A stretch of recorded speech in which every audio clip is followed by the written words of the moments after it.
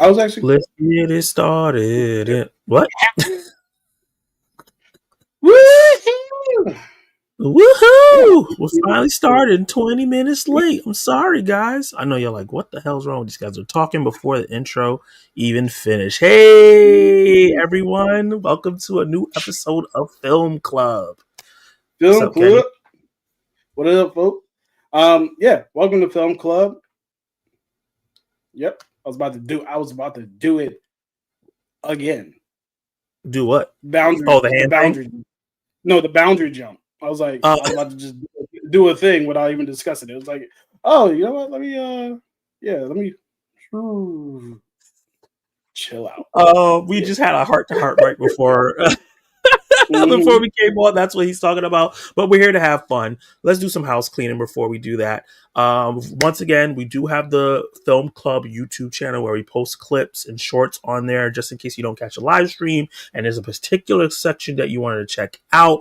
That is Film Club with Kenny and Zach. Is it Kenny and Zach or Zach and Kenny? So here's the thing. The name of the channel is Film Club with Zach and Kenny. Zach and Kenny. The tag is Film Club KZ. So it's That's reversed. True. And the only reason why it's reversed is because for whatever reason when I started it, I had it that way. I can change it back now, which I've been meaning to tell you, because it actually is Film Club ZK or something like that on Instagram as well. So the only place where it's KZ right now is YouTube. But I've been like, hey, I keep forgetting to tell you that I want to change it to ZK because one, that's the name of the thing, and two, like I just wanted to consider like the fact that if I change the handle, some of the links might not work anymore. But we don't have enough stuff to worry about that anyway. We just worry about that right now. Anyway, guys. Yeah. So that's what it is. And remember to subscribe to Kenny Sparks' individual channel. He also has another channel, It Could Be Whatever, which is his vlog channel where he talks about whatever. That's the whole point of the channel. So you can get a mix. And obviously, you're on Zach Attack Reviews right now. And hopefully, you're subscribed already. And follow us on social medias and stuff like that. There's posts on there that we don't have anywhere else. Like our 100 movie challenge, where I'm currently whooping Kenny Sparks' ass. You can see where I'm at in terms of the 100 movies and where he's at. And a new post of that will be coming soon. That's it for right now in terms of housekeeping. Let's see what people in the chat has to say, and then we'll get into our topics for the day. Maverick77 Defender, who is always in the chat for the most part, says, I hate Grace Randolph. He's coming in with the heat. Disgrace Randolph. That's clever. That's clever. I like that. Even though I like Grace. Why is Grace Randolph attacking Brie Larson? So Maverick, is it on Twitter? Because I went on Twitter, I didn't see anything. Is it on a YouTube video? Let me know where she's attacking Brie Larson, because I'm a fan of Brie Larson. I feel like she gets overly hated for something that shouldn't be getting overly hated for, but yeah. Cult Lords! So y'all? I haven't seen you on a month of Sundays. A long time. One of my first interactions with another YouTube channel. First, it's people who gave me advice. Some of the first people I collaborated with. So I appreciate seeing you guys on here. I'm glad that you guys are still, up doing this thing. Appreciate you. Who was the first person that you collaborated with? The first person I collaborated that reached out was the Spoiler Kings. Okay. I think that's how I got to Zach and you and all that. Mm-hmm. I think the first person I collaborated with was Jason Entertainment, actually. Oh, nice. He reached out and he was like, hey, you want to do the thing? I was like, yeah, I'll do the thing. And then we did a thing. And then I think more people found me from that. Yeah. Gotcha. So, yep. Jason's Entertainment, man. Shout out to Jason. I haven't seen him in a while. I know he's doing his thing, doing his trailer reactions. Yep. Yeah. Grace Randolph attacked Brie Larson over her new Mario Galaxy World cast and Kristen Rolina on X and Twitter. Oh, I did not see that. I guess I'll look for it, see, because I'm like, why? She sounded good, at least to me. But today we're going to be talking about our last four watched. We're going to be doing a spoiler breakdown and review of The Running Man, the new Edgar Wright film.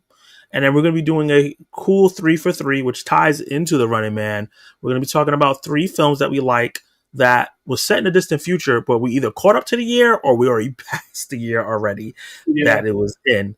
So that's going to be really, really fun. And you also drop your versions of that in the comments down below in the live stream as well. I want to hear your picks for all that. And also I have a poll going too, so vote for that. So let's get into the last 4 watched, which is currently processing.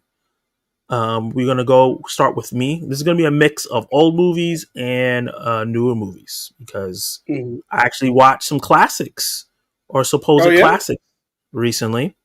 And here are my last 4 watch. This has been a really good run. The first one I'm going to start with is one that I started before I watched all these movies, and then I finished it today. So technically, it's the one that I watched first. Bro, which is y'all. I'm sorry. Yeah, what are you gonna say? I'll be telling y'all now. Watch 20 minutes of that joint, and don't finish it for like a week and a half. I never used to do that, but the problem is I'm watching a lot of these movies while I'm at work. I have a lot of downtime at work because like my first 4 hours of my job, I'm working, and then like it's a lot of downtime before it gets busy again. So in between that, a lot of times I'll watch movies, but then like the phone ring or get asked a question, so I have to pause and stop, and then so I'm stopping a lot. But Ethos is a good movie to watch at work because it's a slice of life film that at first I was like, oh boy, this is going to be one of those films that got a little hype and I heard about and people said it was one of the best movies of the year and all that. And then I was like, oh, I hate this because it started off really slow. But as the movie progressed, I really liked it because it's a slice of life film about these older gentlemen, and there's some young people in there as well, doing their last minor league baseball game at this park that's going to be teared down and turned into a school. And it's kind of them going on their last hurrah, playing the game, talking about their families, talking about like, what are we going to do now? How are we going to see each other? Are we going to see each other anymore? And as the movie progresses, like, you know, they're older, so their stamina is not as great. So the movie's going long, the game is going longer and longer. And what I really liked about the film was it was like a reflection on a lot of things that I've been thinking about, how my neighborhood has been changing a lot. A lot of the neighborhood stores that I grew up and love are gone. Or even like if I didn't love something that I thought would always be there, like there was this giant Sears near my house. It was huge. It was basically like a mall, but it's only Sears. And they recently knocked that down and built apartments, and it's gone now. And it's just weird seeing that big giant staple, which has been here since like 1940, is gone.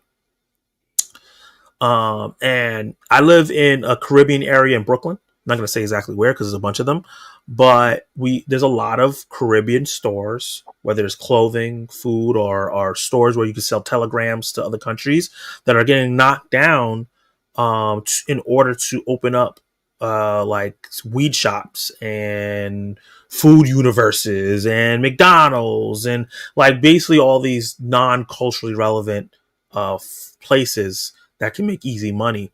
It makes me sad. Even like one of my favorite Jamaican places where I get some really good jerk chicken is gone, right?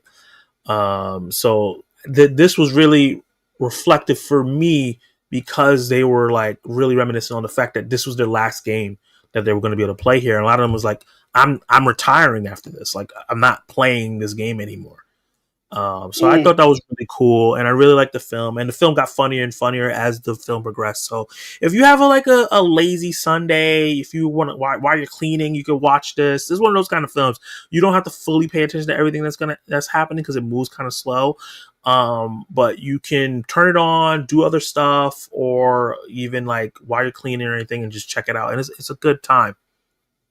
It sounds good, man. I love, you know how I feel. I love the human condition, right? So I love movies where we're exploring, especially like changes in life.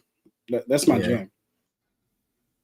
And I think the next film I'm going to talk about is in that same vein that you're talking about in terms of human condition, changes in life.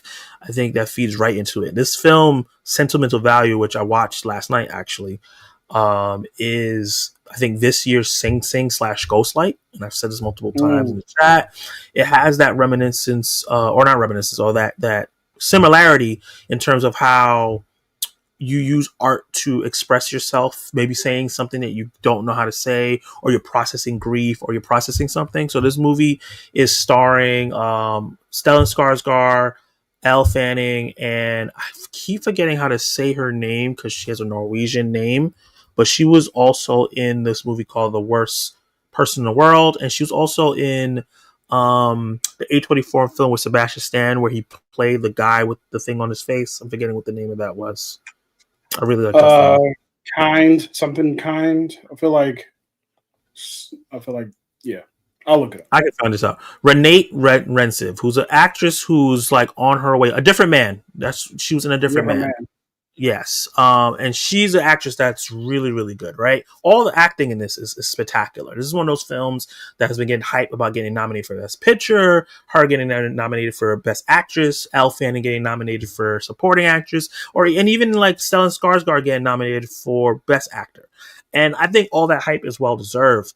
All the acting is spectacular in this film because this is a movie about a family in Norway that, shout out to Toby, Dark Movies, his people. Yeah, that's my guy. That's our guy. It's about a guy or a family going through generational trauma, right? They show the family in this house and all the different generations of that family and all the stories, the heartbreak, the arrests, the disagreements. That's how the movie starts out. And then we get to the current family, which is the present day. And all the, like, seeing everything that's happened before shows you why they're the way now. Like, sometimes you see a family, you don't know why they're that way, but you don't think about all the trauma and things that there's passed down, all the disagreements or all the things that maybe happened between an aunt and uncle that divided them. And Stellan Skarsgård plays a director who cares more about his career than his family, right? He left his 2 daughters and his wife really early on when they were really, really young, which did not help the mother take care of them really well. And she ended up committing suicide. And yeah, so that trauma is passed down. And the youngest, it didn't affect her as much because the oldest kind of protected her. So, like, it's all that dynamics. Like, the youngest and the oldest kind of battling where the youngest still favors the father while the oldest remembers more stuff. So she doesn't. The father trying to reconnect to the oldest through the movie itself that he's writing. And Elle Fanning is an American actress that's coming in here that trying to play this character, and she's struggling because she doesn't know how to emotionally get where he needs her to go because it's very similar to his daughter. So it's like a lot of moving parts, but it's done so well. And I really, really enjoyed the hell out of this movie. I will say that I did feel a bit of a lack of attachment to the characters in a way because it felt so observational and not like we were living in the story, more like we're observing what was happening to them.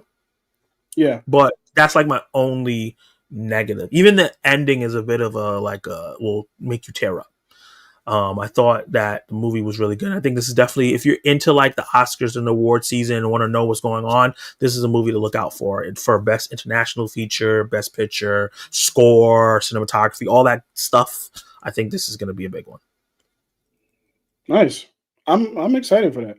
I hope that it's in theaters near me because theaters can be I know it probably won't be in AMC, but there's a couple of local theaters that it could definitely pop up in. Yeah, it went wide this last weekend. So it might, I think this weekend and next weekend, it should be in more theaters for you to check out. And then I'm confused by this one. Scandinavia is overrated? Like the place? Okay. Yeah, Scandinavia. Report. Yep, fellas, I was let down by the Running Man also. Oof. Hey, Kiara, what's up? What up, Kiara? Good to see you, sis. Yeah, good to see you. Magnolia. I went on a what's his name? Paul Thomas Anderson went backwards, because of one battle after another. I went to go watch this film. It has an all-star cast. It has a type of storytelling where I like, where it's multiple storylines at the same time, and then they converge with each other. That's my jam. It's similar to Sentimental Value in terms of like the trauma that you have and how you are able to make your choices, but your trauma in your past kind of controls your destiny a little bit because how you can't get over certain things. and why you do certain things and how that reflects on your life or how it reflects on your family and where that come from. And sometimes you don't realize it. We have, and I see like the inspiration for like weapons, right? I see where he got the idea for weapons, Zach Kreger. There's even a cop in this that's similar to the cop in Weapons. And I was like, wow, okay, I see where the inspiration came from. So it was cool to see this movie. This is probably Tom Cruise's best performance I've ever seen him do. He's absolutely fantastic in this film. Julianne Moore is great in this. Phil Seymour Hoffman is young and he does a great job. There's a lot of great actors in this movie. Even like the kids are really, really good.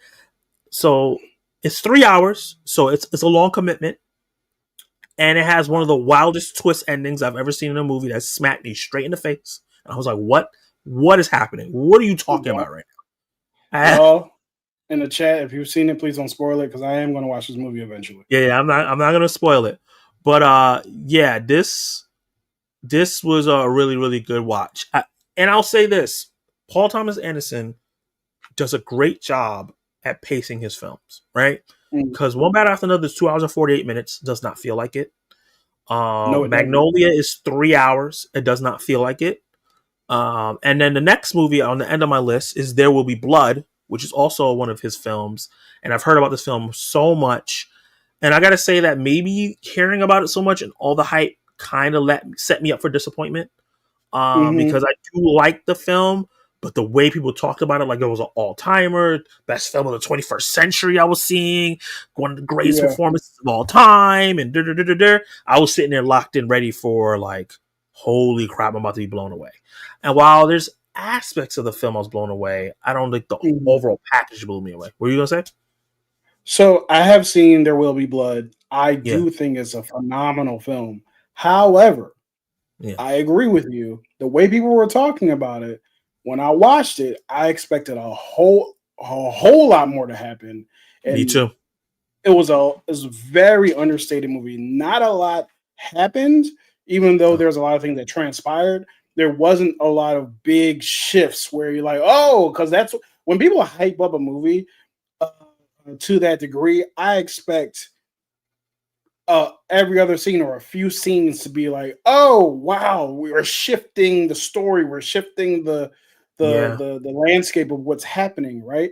This movie is very understated.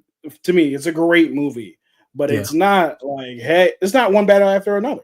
You know what I mean? I will say this though, when they talk about your man's from Phantom Thread, Daniel Day-Lewis. Yeah. Whoo boy. That boy can act. Your milkshake. I drink it out. That was my jam. That should have me dying. Yeah, he lost his goddamn mind by the end of the movie. Oh man! Now I'm remembering the final scene. The final scene is the movie. The final scene is the reason why you watch the movie. But yeah, so there's a bunch of scenes, like even like the fire tornado. I thought that was very impressive and spectacular, especially since right before it was tied into an emotional moment with the son getting hurt. And so this is where, so up until the son, he sends the son away, right? There's a part of the movie where he sends his son away. I was locked in, right? I was like, okay, I see it. I loved showing all the trials and tribulations of him, like how him getting to the wells and how some people die, how hurt, and all the stuff that he had to do in the beginning of the movie to get to the point where he got to that land. And then Paul Dano was fantastic. He was not in the movie enough. He is amazing. He's not in the movie enough. But once he sent the son away, the movie lost me. I'm not gonna lie, because I was more in tune with his rise as the oil baron kind of guy and what all that went into it, and kind of like the capitalist versus the religious and a zealot in that battle. And how that affected his son. And I knew that it was going to come back around because he didn't want to talk about the mother and stuff like that. But I was more interested in that. Then when the son gets sent away, it's more about his brother, and it's more about that relationship building. And the kind of the oil stuff gets pushed in the background, and we kind of skip steps in it. And that's where it kind of lost my interest because I didn't think that stuff was as interesting. It felt like it just ended at one point. Like when it Yeah, got to the end, it was like Finn, like this is it. This is the end. yeah, And I didn't see that coming because it didn't feel like it was progressing towards the end. When in the final scene we started talking to Paul Dano, I was like, "Oh snap! This is a crazy scene. It's going to be blah blah, and we're going to keep going, and something else is going to happen." And it yeah, didn't. Then it just ended, and I was like, "Oh, yeah. okay, I wasn't a cool, fan of the time skip. I wasn't a fan of them time skipping and then trying to get me emotionally attached to the adult son. I was like, no, I'm attached to this little kid who's did a great job. I don't know yeah, who this man is. yeah." Time. I feel like we've experienced this a lot this year, even though this movie is much older than this year. There have been some time jumps in the past couple years where I've been like, "Hey, y'all, this was a cop out. Either this was a cop out or this was not well thought out." I think about the monkey. I think about what else? There was the one with Io DeBerry, the one we just talked about after the hunt. That time jump Oh pissed yeah. me off. And then there was a time jump in the Martin Scorsese movie Oh, from last Killers of the year, Flower Moon. Killers of Oh the Flower Moon. That time jump, I wanted to that kick the might have been the screen. worst. Yeah, so there's been some not so effective time jumps recently, and I'm trying to think of like a good time jump that happened recently. I can't really place one. Yeah. But yeah, Yeah, but I do agree on a technical level. Like I agree with the time jump thing, like because I felt like when the time jump happened, I was just like, all right, guys, I really wanted to see what this was all going to lead to. But in terms of the positives, Daniel Day Lewis, holy crap, phenomenal actor, killed it. yeah, Paul Dano killed it. All the supporting cast did a great job. Cinematography is amazing. The score, I'm mixed on the score. I feel like sometimes it felt a little silly, and then other times it hmm was amazing. So I was mixed yeah, on this.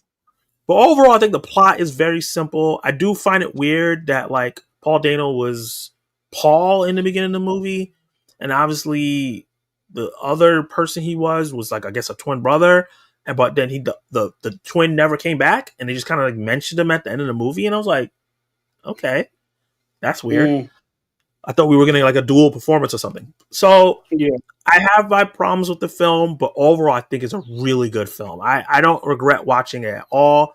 I see why it's iconic and classic, especially if you're into like the great American stories and that time period and stuff like that. That's not usually my jam, but for a film yeah, that's not my jam, it was really good. yeah. I quite enjoy it. Tom Cruise got a fake Oscar yesterday. It's not a fake Oscar; it's an honorary Oscar. That's not fake. Yeah, I agree that it didn't live up to the hype. Still a good film, decent story, well acted, iconic. But for me, it was about an immoral white capitalist, and ain't nobody got time for that. Well, if you look at a lot of people's greatest all time lists, most of the films are about immoral white capitalists. Like you think about Goodfellas and Godfather and Taxi Driver and King of Comedy and all these other films that people talk about all the time are the best films of all time is really about a white capitalist that's in the gray or immoral. Scarface, all that stuff. But this one was a little bit more about the capitalist versus the fake profit and how in reality right now that is what happens, right? Where we have capitalists going against zealot fake prophets who don't really actually believe in the stuff. yep. I'll drink your milkshake head ass. That's hilarious. Uh, Uh, hey, book girls and purrs, how you doing? All right, Kenny, it's you're up. Your last four watched. so, so honey, don't. I know everybody has made the. I know everybody's made this joke already, but honey, do not do not watch this film. It is a waste of time. It is a waste of your energy and your brain space. This movie is awful. Yeah, It looks great. The acting's fine. The I don't remember the score, but I, it sets up a story that it never pays off. It sets up a mystery that it never even tries to solve. And then, when you get to the end, it's like, okay, that happened. Yeah. So yeah, that's all the time I'll spend on that because I have other things I'd rather talk about, like the Lost Bus, which was phenomenal. I loved this movie. This movie is so good. So if you Yeah. guys don't know, the Lost Bus is about California brush fires that were caused by some uh, not illegal, but I can't find my words tonight. That was caused by a gosh, I cannot find my Forest words fire. tonight. Yeah, forest fire, but I'm thinking about the people neglectful. We'll just use the word neglectful. People who are supposed to take care of Oh a yeah. certain electrical tower. When you have a certain red flag about a potential brush fire, you're supposed to turn the electricity off. And a certain wind gust, you're supposed to turn the electricity off. They did not, and it caused a brush fire that burned, I want to say, about 80, no, more than 80 homes, like thousands of homes down and killed 80 people. Right? It's actually a true story. And the story focuses on one particular community with a bus driver who is played by Matthew McConaughey, who is essentially roped into, not roped into, but he is roped into uh, picking up the picking up a class of kids from the school that he usually drops off kids at, and then they have to make it from one side of town to the other in a California traffic jam that is like insane. Like it's literally gridlock, but there's literally fire all around them, and it's crazy. So I really enjoyed that movie. I thought the end of the movie that was the only part that was like, all right, y'all, what we doing? Because Zach, you've seen the movie. I don't want to spoil it for anybody. Yo, man, what you mean you gonna drive the bus? Let's figure it out. Let's not wait to melt. Let's figure this out because they waited so long to Yeah. they waited until they were absolutely going to Had to. perish.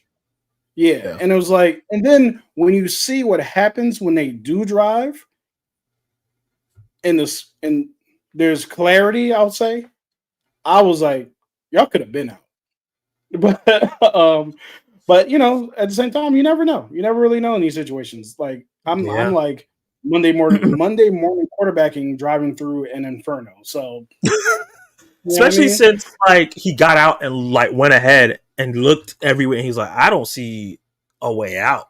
Like one of my favorite scenes in Yeah. this movie is when the firefighter, is it a firefighter? I think it's a firefighter or a cop.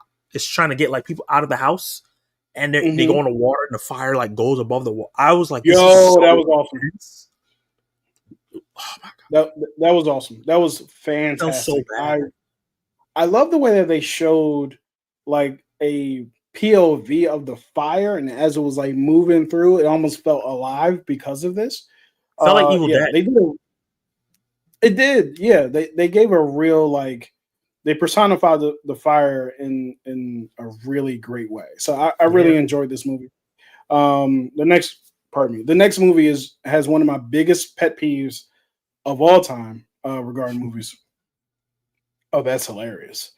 Because I would not be surprised if that happened. But yeah, the next movie, Ash, has one of my biggest pet peeves of all time, which is it has phenomenal posters, phenomenal artwork, phenomenal like branding and everything that you would want to see with a movie. This is a good poster, but there are way better posters than this that are just. I'm not coming at you, Zach.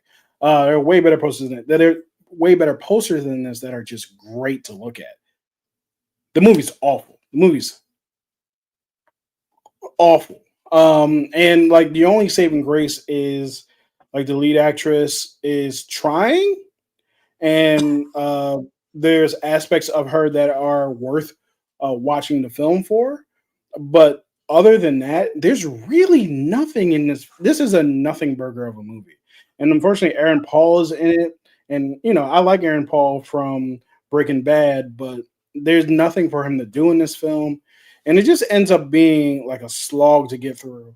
Um, which makes sense because I think I started this movie back in August. And I Mm. finished it this weekend. So um, That's yeah, hilarious.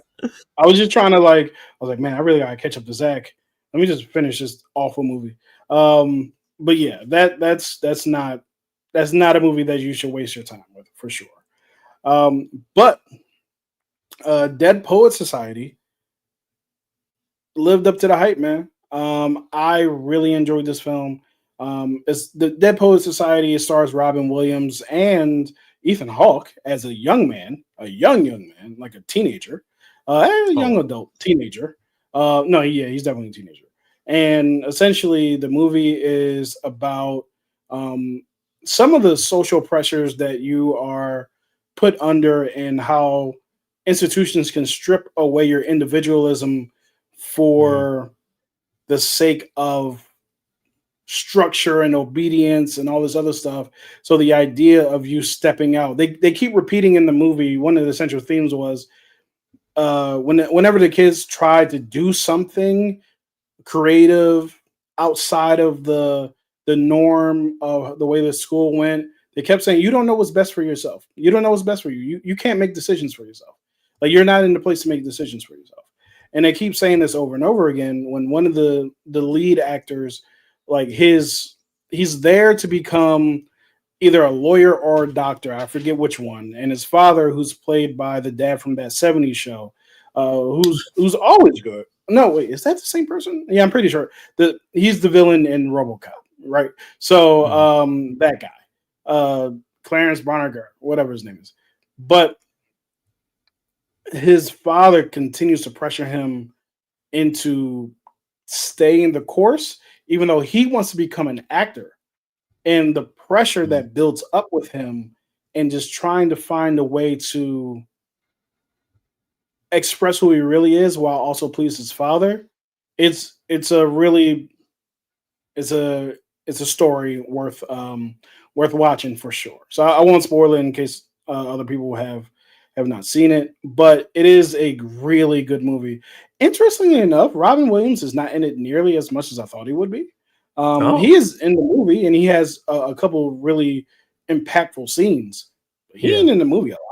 A lot of the movie is focused on the kids, which they do a great job. So I'm not complaining about that. It's just every time I've seen the movie, I've seen Robin Williams first, and then sometimes I don't even notice the kids. It's like, hey, it's Robin Williams. It's a Robin Williams movie. He's in the movie, just not nearly as much as I thought he would be. But but yeah, but when he is there, it's just like, it's crazy, man. Robin Williams is such a good actor. He is one of the best actors I've ever seen. He is so good at portraying genuine, where you don't even think that he's acting. Like, you believe Yeah. his characters, and he's great in this movie. He lives his characters. He lives his characters, and you know what? A lot of his characters in all the movies I've seen him play. Hopefully, not his character in 1 Hour Photo, but a lot of the movies I've seen him portray himself in do give me the genuine feel that you are extrapolating a part of yourself and putting yourself into this character, which makes sense. I mean, what most actors do that, but he does it in such a genuine way that you just want to watch him be him, you know. Yeah, so I really enjoyed Dead Poet Society. It's one of my friends, like, it's DJ's like favorite movie, so I was really happy to watch that. We did the real roulette thing, and like he had that as part of the three, and I was like, oh yeah, I'll watch Dead Post Society, because he kept telling me about it. And I was like, I every time when like we would do the real roulette thing, and we would land on each other, he would never like say Dead Post Society, even though he kept telling me to watch it. I was like, Yeah. I didn't want to tell him what to send me, but I was just waiting for him to send, and then he finally did. He finally did. So that's yeah. Yeah, but I miss Robin Williams, man. I feel like he had a really positive impact on a lot of our lives, really. Just even Yeah. through like I mean, Miss Yeah. Doubtfire. Mrs. Doubtfire and Flubber. Flubber was my shit. You know, since I watched Flubber on VHS, I burnt that shit out. Yo, Flubber was amazing.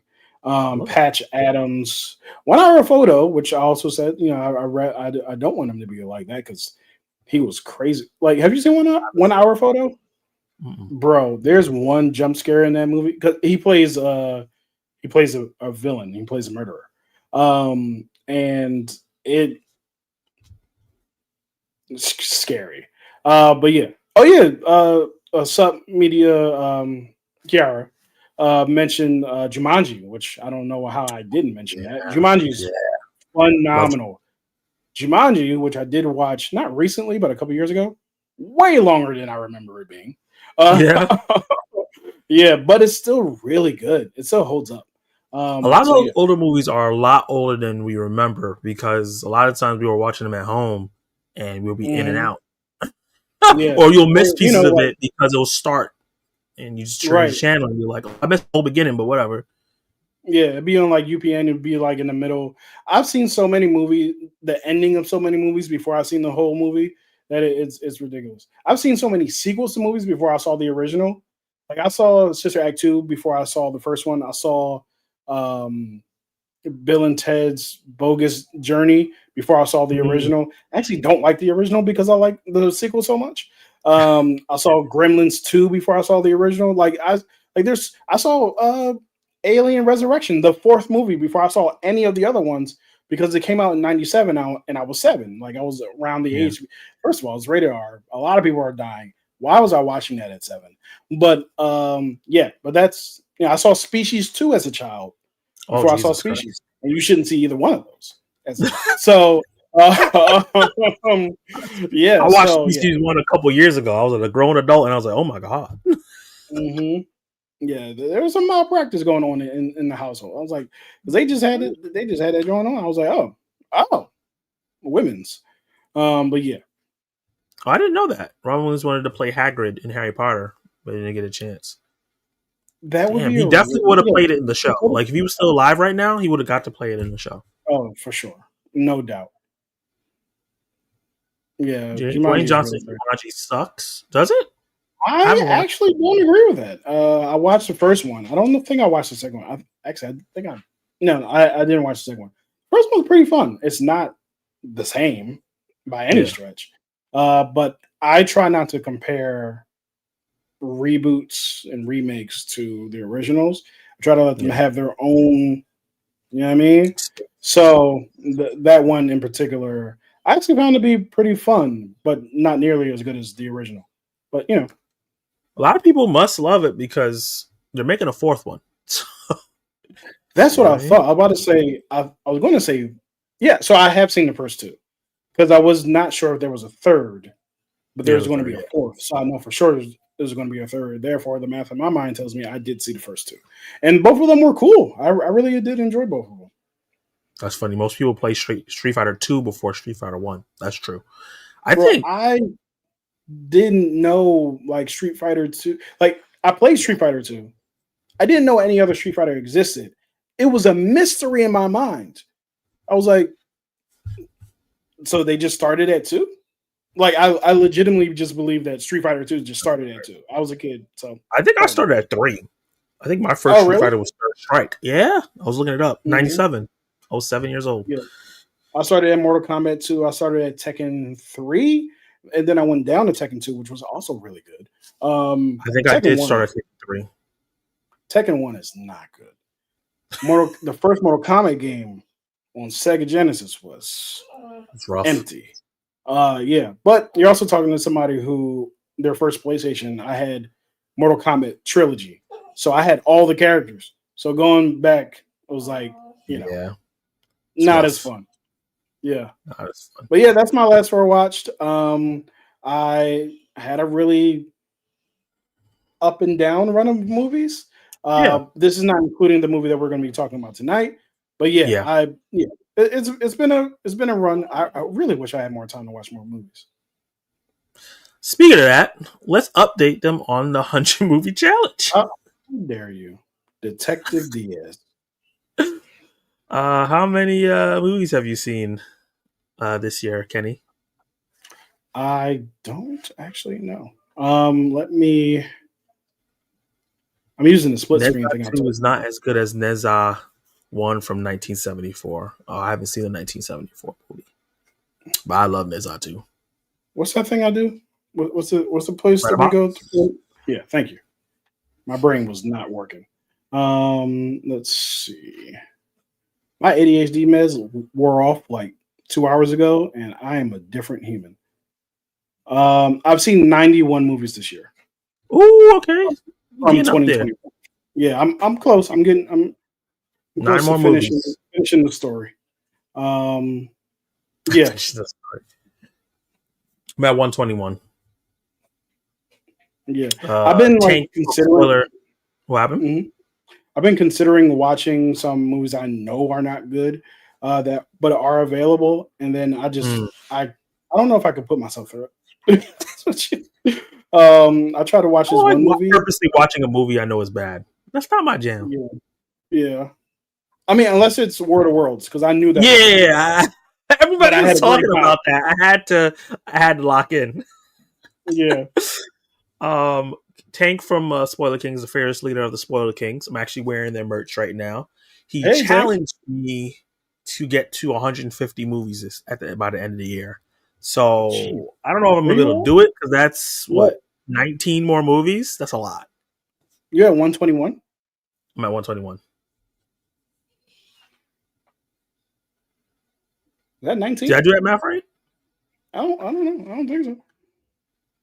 I don't think so. 19?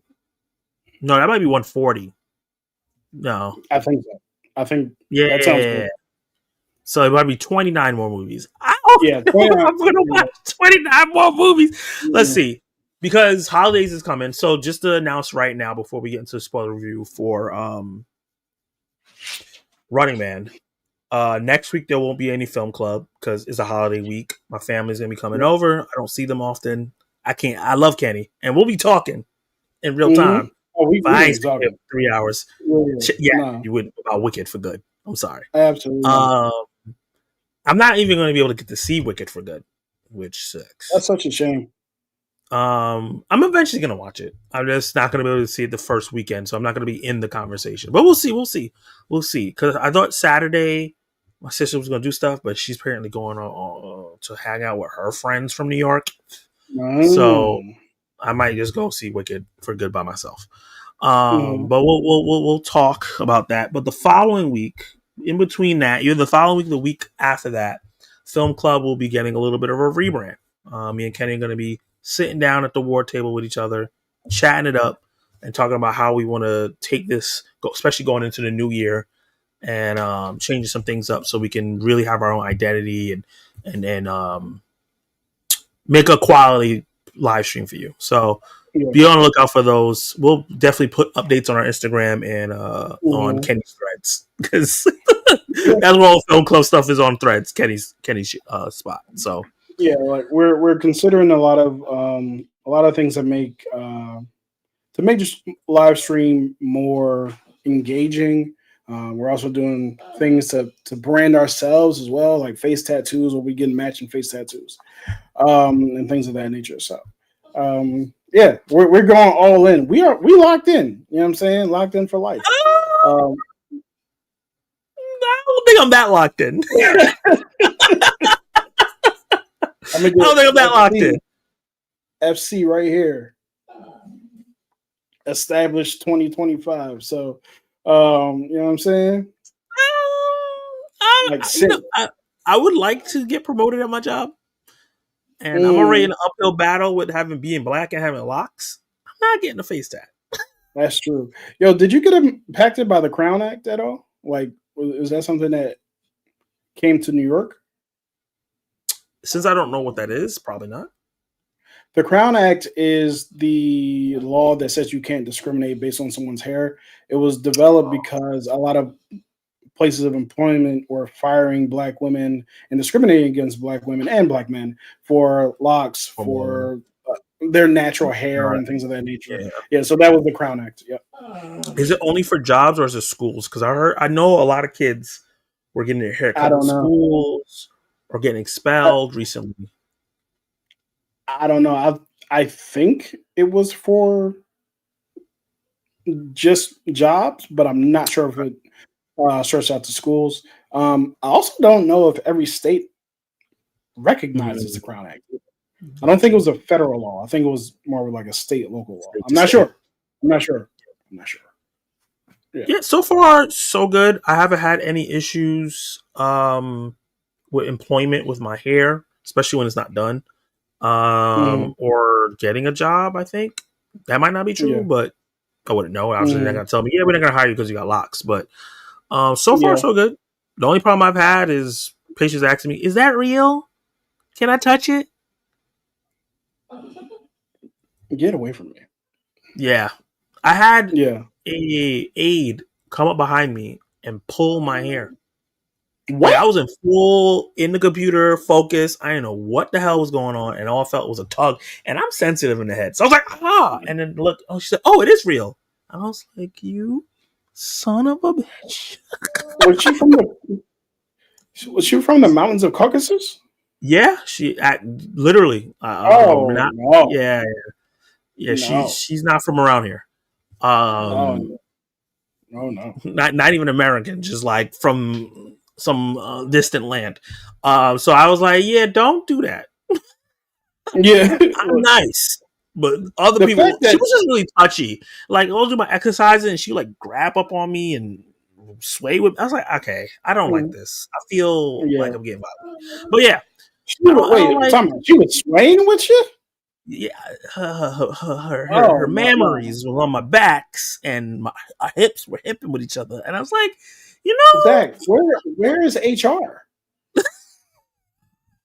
and I thought I was like, is she doing this to me? She was doing it to everybody. I was like, oh, okay, you just Oh touchy. no. So everybody's ignoring HR, which technically HR isn't there for you. They're there to protect the company, blah blah blah. But this is an HR violation Yeah, I was like, for the man, highest one. you maybe I don't want to do PT when you're not here. This is a lot. Yeah, that's But wild. yeah, I remember that. I've been getting a lot of weird stuff with my hair lately. Like I was in the supermarket and this cashier who was cute. So when she was staring at me, I'm like, oh shit, what's up, girl? How you doing? Mm-hmm. But then when I came Mm-hmm. up there, she was like, is that all? Is all that yours? And I was like, you can tell that you can see it's in the root. Mm-hmm. What are we talking about right now? I was like, yes, it's mine. I've grown it for 7 years. Yeah. So that's been happening a lot. But yeah, moving on. You guys didn't come here to talk about my hair. But Kiara said the Crown Act impacts children in school as well. But That's good. clearly people haven't been doing it because I have seen some kids either get their hair cut in schools or get expelled because of it. Remember that awful trend of parents punishing their children by cutting their hair off on camera and then putting it on the internet? What the Yeah. fuck was that? I don't know, man. Colonization, That's man. insane. Insane. Zack can refer to two main things: a real Midwest party band or fictional band from the 1990s sitcom Saved by the Bell. The only issue with that is my name is not spelled Zack. So I don't Ah, know if that's correct. Oh Lord, of course she was. But girls like, oh man, she making my people look bad. get the description. I'll call the police on a hoe for touching my hair without permission. Look, the Predator have dreadlocks. They do. Yeah. Predator 2 Objection. director Relevance? was born in Jamaica. Is that true? I don't know. I have no idea who directed Who directed Predator. Predator 2? I don't even know That's a. who. I'm on Letterbox. Let me look it up.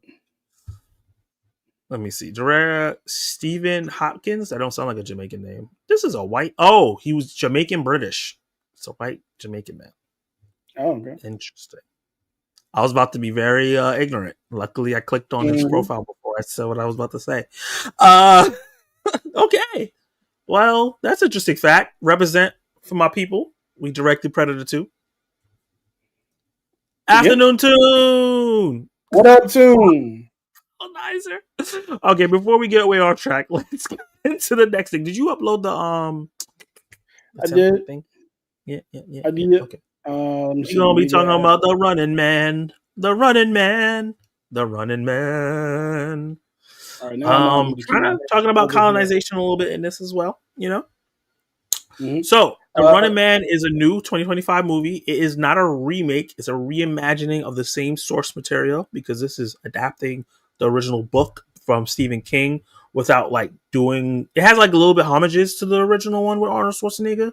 We will talk about that, like the little shout out they gave him. But the plot is similar but very different because it's taken more from the book than it did from the way the movie. Because the movie is nothing. The original movie is nothing like the book. This is closer to the book. It's directed by Edgar Wright. A lot of people know him for Baby Driver, Scott Pilgrim vs. the World, Shaun of the Dead, half of Ant-Man. Because I swear to God, it kept half of what he did in that movie because you can see it. Ant-Man 2 and 3 is nothing like Ant-Man 1. I feel like it's more than half, but yeah. Look, I wouldn't even blame you for believing that. And plus, last night of Soho. He's a prolific film director, and our boy Glenn Powell. I don't know if it's your boy, but my boy Glenn Powell. He's one of my favorite newish rising star actors. You know, he's been in the game for a while, but he's starting to pop now. I really like him. Yeah, he seems like a decent person in real life. Obviously, you know, I don't know the man. He could be lying, but seems like a decent person. He's a really good actor. He has range. And he has all the tools. I think you posted this, how he has all the tools to be the star in Hollywood, to be that face. I just don't think he's there just yet. And I don't know if The Running Man was that play. But let's get into The Running Man and your initial thoughts on the movie, Kenny. So my initial thoughts on the movie were, thank God I finally made it into this theater. When I pulled up to see The Running Man, I pulled up on time-ish. So everybody here knows that the movie started at 7. The movie actually started at 7:30. I pulled up at 7:25 because I went to McDonald's, threw a couple burgers in the backpack. You know what I'm saying? Because I wasn't going to buy the theater food. I'm not ashamed. Are you ashamed? I'm not. So when I get to the theater, I get out of my car to walk in, and I notice like beep, beep, beep, beep, beep, beep, beep, beep, beep. And then my lights wouldn't turn off. So I was trying to figure out like what was happening with my car, right? Yeah. So I couldn't go into the theater until I like fix whatever the issue is, because obviously if the lights are on, the battery could die. And if that happens, I'm stuck in Cherry Hill, New Jersey. I live in Philadelphia. Oh, nah. So because I went to go see it in IMAX, you know. But anyway, like I finally got into the theater after like 30 minutes of like trying to figure out what was wrong with the car. I did fix it after I broke it again. Actually broke it, and then I fixed what I broke, and then I fixed what the actual issue was, and I was able to get into the theater. So by the time I got into the theater, I had missed the first 30 minutes of the movie. But I did get into the movie right as Coleman Domingo's character was about to send them out. So I essentially saw the crux of the movie, which is him running, right? The start of The Running Man, right? So I got there right as they were announcing like what the rules were, what was going to happen, who the villains were, not the villains, but who the catchers were, and so on and so forth, what the stakes are. And when I was there, like I leaned over to my friend and I said, because we've all seen action movies, right?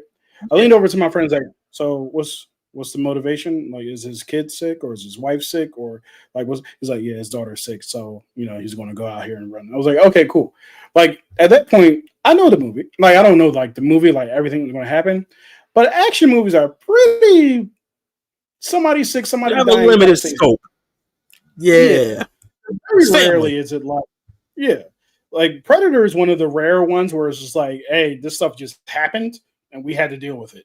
But yeah, so this was kind of like that. So even though I missed the first 30 minutes, I felt like I didn't really miss anything. But yeah, so going into it, I was just happy to be there, finally sitting down in my seat.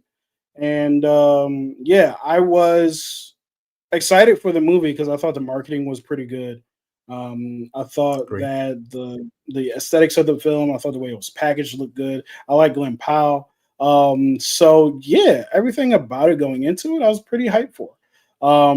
Yeah, so that was my initial going in. For me, I was excited for this movie. Edgar Wright usually has really stylish films. Glenn Powell, and then the rest of the cast is Katie O'Brien, who I think is very underrated and I really like, and I think has potential to be a star if she's given the correct roles. Unfortunately, the MCU completely misused her.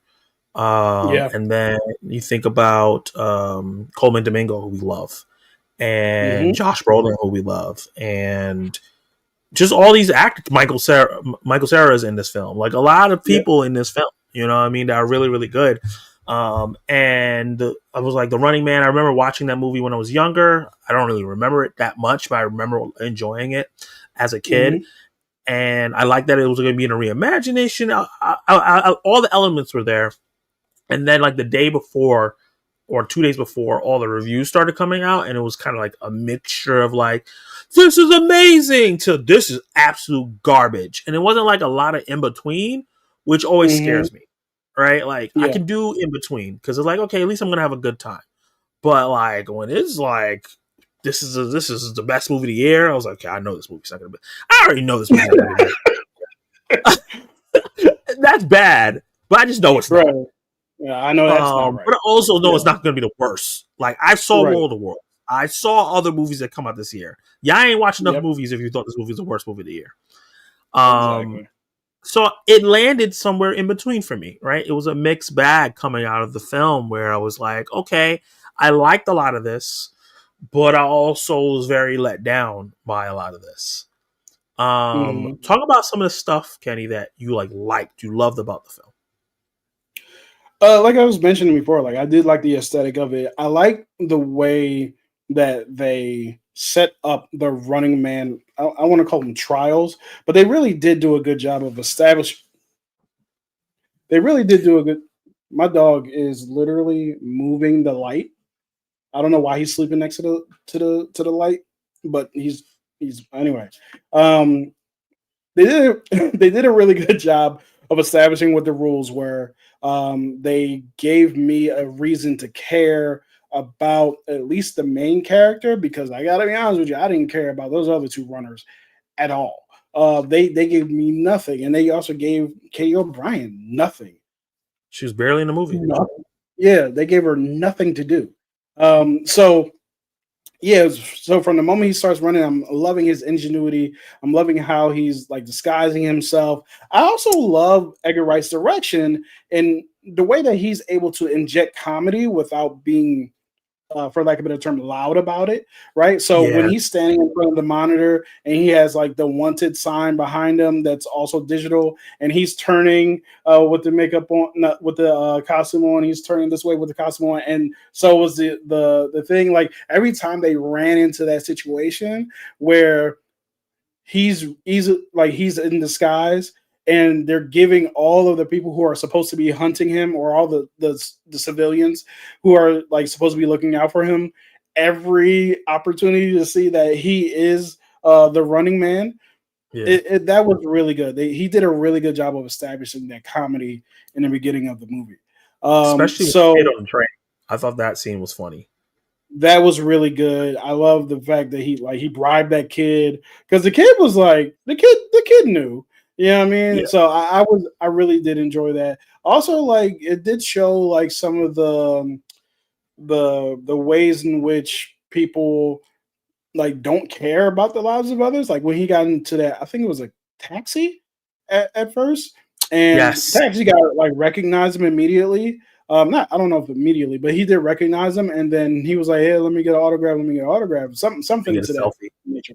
Yeah, let me get a selfie. He was like, "No, because I'm on the run, Negro." Like, no. And then as soon as he gets out of the car, the guy like starts yelling and warning everybody else, right? Um, so yeah, I love the way that they established it. Like when he got to the hotel and he was able to get into the hotel and everything like that. And he stayed because that's very different from the '80s movie. Because in the '80s movie, Arnold Schwarzenegger was always on the run, right? He was never Mhm. like staying up in a hotel. And I did like the dynamic of you have to last for 29 days or 28 days, something like that, or it might have been 30 days. Yeah, so that actually makes it more of an open world kind of adventure Yeah, rather than what we had in the first Running Man, which was kind of like somebody's basement, not basement, but it's underground in some yeah. abandoned streets, right? So I did really like those aspects. And I'll talk about the aspects I don't like maybe a little later. But yeah, that was good. So it was good The second act of the movie, the act I actually saw, was really strong. Third act, to be continued.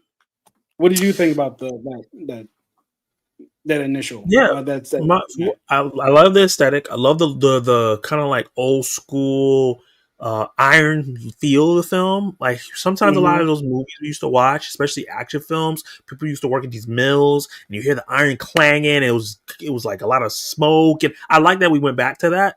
It made me feel Yeah. like it was a cool 80s, 90s action cheesy flick. I love Glenn Powell's attitude here. He was just very charismatic, but also he just had Mm-hmm. that simmering anger. He was just pissed. And Yep. I know we're not talking about negatives, but I do think that they should have explored why he was so pissed all the time a little bit throughout the Mm-hmm. film. But you could tell he was pissed about something. It was just so many things. It was even that scene where he was looking at the therapy thing where you're supposed to tell what it is. And he was just always angry about Oh each yeah, yeah, thing. yeah. That was really Mm-hmm. funny. The beginning of the movie does a good job of setting up his motivations, right? Like he goes to his job with his sick baby, he's trying to get his job back, and the guy's like, "No, you're blacklisted." They to the point where they blacklisted him from getting jobs anywhere. And that was his major motivation why he had to go this far, because he told his wife, "I'm not doing the Running Man." Because I know you didn't get to see that Mm-hmm. part. He told his wife he wasn't going to Yeah. do it because he's like, "That's crazy. I have to be with you guys." Yeah.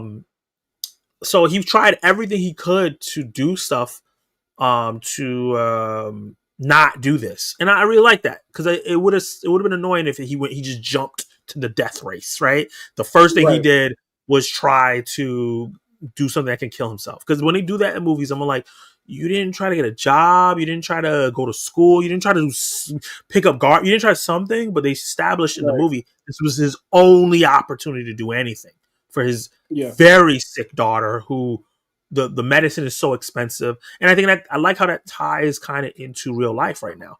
Medical bills are getting so expensive. I And they're was going to get talking to worse. one of my patients, right? As someone that works in the medical field, I was talking to one of my patients. She just re-upped her insurance, and she said her not only is her premium, which comes out of her check, went up by 15%. Her deductible went up by 1,000, and then it used to be when she hit her deductible that they would pay 100%. Now they only pay 90%. So like she's paying more from her check week to week. Her Mm. deductible is more, and a deductible is, if you don't know medical terms, is how much you have to pay before the insurance pays anything. So, Right. she's paying for this insurance, then she starts to pay her deductible, and then once she goes through that, which most people don't because it's always so high, like I don't, my Right. deductible is $6,000. Then she still has to pay 10% of whatever medical bills. So just imagine that, and this is in the future where it's probably more privatized than ever. It's harder to get these drugs that you need, and it really set it up where near future where it's reflective of what's going on right now. Mm. Especially with how reality TV is, right? You saw how reality TV is just pushed everywhere in this movie. I like how Oh it was yeah. a lot of ads everywhere and all that. Very reminiscent of what's going on in New York, especially in MTA. They're raising up the prices of the MTA, but all they're doing is adding virtual ads everywhere. So everywhere I go, there's an ad. Moving around and selling stuff using AI. You can tell it looks like an AI picture. It's terrible. Yep. In this movie, it's taken up to the next level and looks much worse. And I like that the film was satirical. They had like a fake Kardashian show, and you could tell obviously Yeah. it was supposed to be the Kardashians, like the Americanos or something like that. Yep. I love the That was tongue in really cheek. good. Yeah, Josh Brolin did a great job as like the suave business guy that acted like he was on his side, but was really using him to Mm. raise the what I want to say the views of the Running Man. He could Oh yeah. tell how skilled he was and how angry he was that he was going to be entertaining, which he was. If you think about Mm-hmm. overall, like watching the Running Man as a savage person would, because to me, Yep. watching something like that is crazy. Yeah, I agree. Like you have to Um, get to a certain level of depravity within society in order to like actually enjoy something like that. Like just yeah, like in Hunger Games where people were like, yeah, and like we're gonna vote and we're gonna send them this costume and this weapon. It's like, y'all all right? This is not you know, cool. people were dying, right? It's like the Right. gladiator battles that people used to have back in the day, and the Mm-hmm. Roman and Greek and all that stuff like that. And some people say like, oh, wrestling and MMA is similar, but like the point of those, it is a little bit, but the point of those is not to kill, right? They're not, especially in wrestling, right? Like wrestling, Yeah. they pride themselves on protecting their Each opponent. other. Yeah. Yeah, protect each other. This was like he's actively like for sure going to get like everyone that's done this has died. Right. So like you are rooting for this guy to get killed, and then I really like, and you talk about the setup of the film, the twist of like you tell him all these lies, you get him on there, and then you lie about why he's here, right? Yeah. Paint him as a criminal and all that stuff. And like Tank is And saying, the social commentary is really spot on what's going on in the USA literally right now. We've right talked now. about that over and over about movies coming out this year being reflective of what's happening right now, whether it's one battle after another, Sinners, even Frankenstein to a point, Yep. Begonia, Editon, like all this Adding to even the a little bit of pressure. weapons with everybody just like ignoring the fact that all these kids went missing. Right. like, Like like a lot, I and think this actually, the scariest part of this was the way that they use AI to lie on him. Like they was like, hey, if you don't say this or you don't agree to this, we're gonna put this video out of you saying this and doing this. Obviously, he didn't do it, but they use AI in order to make it look like he did say it. And it was obviously it's in the future, so it's way more convincing than what we have now.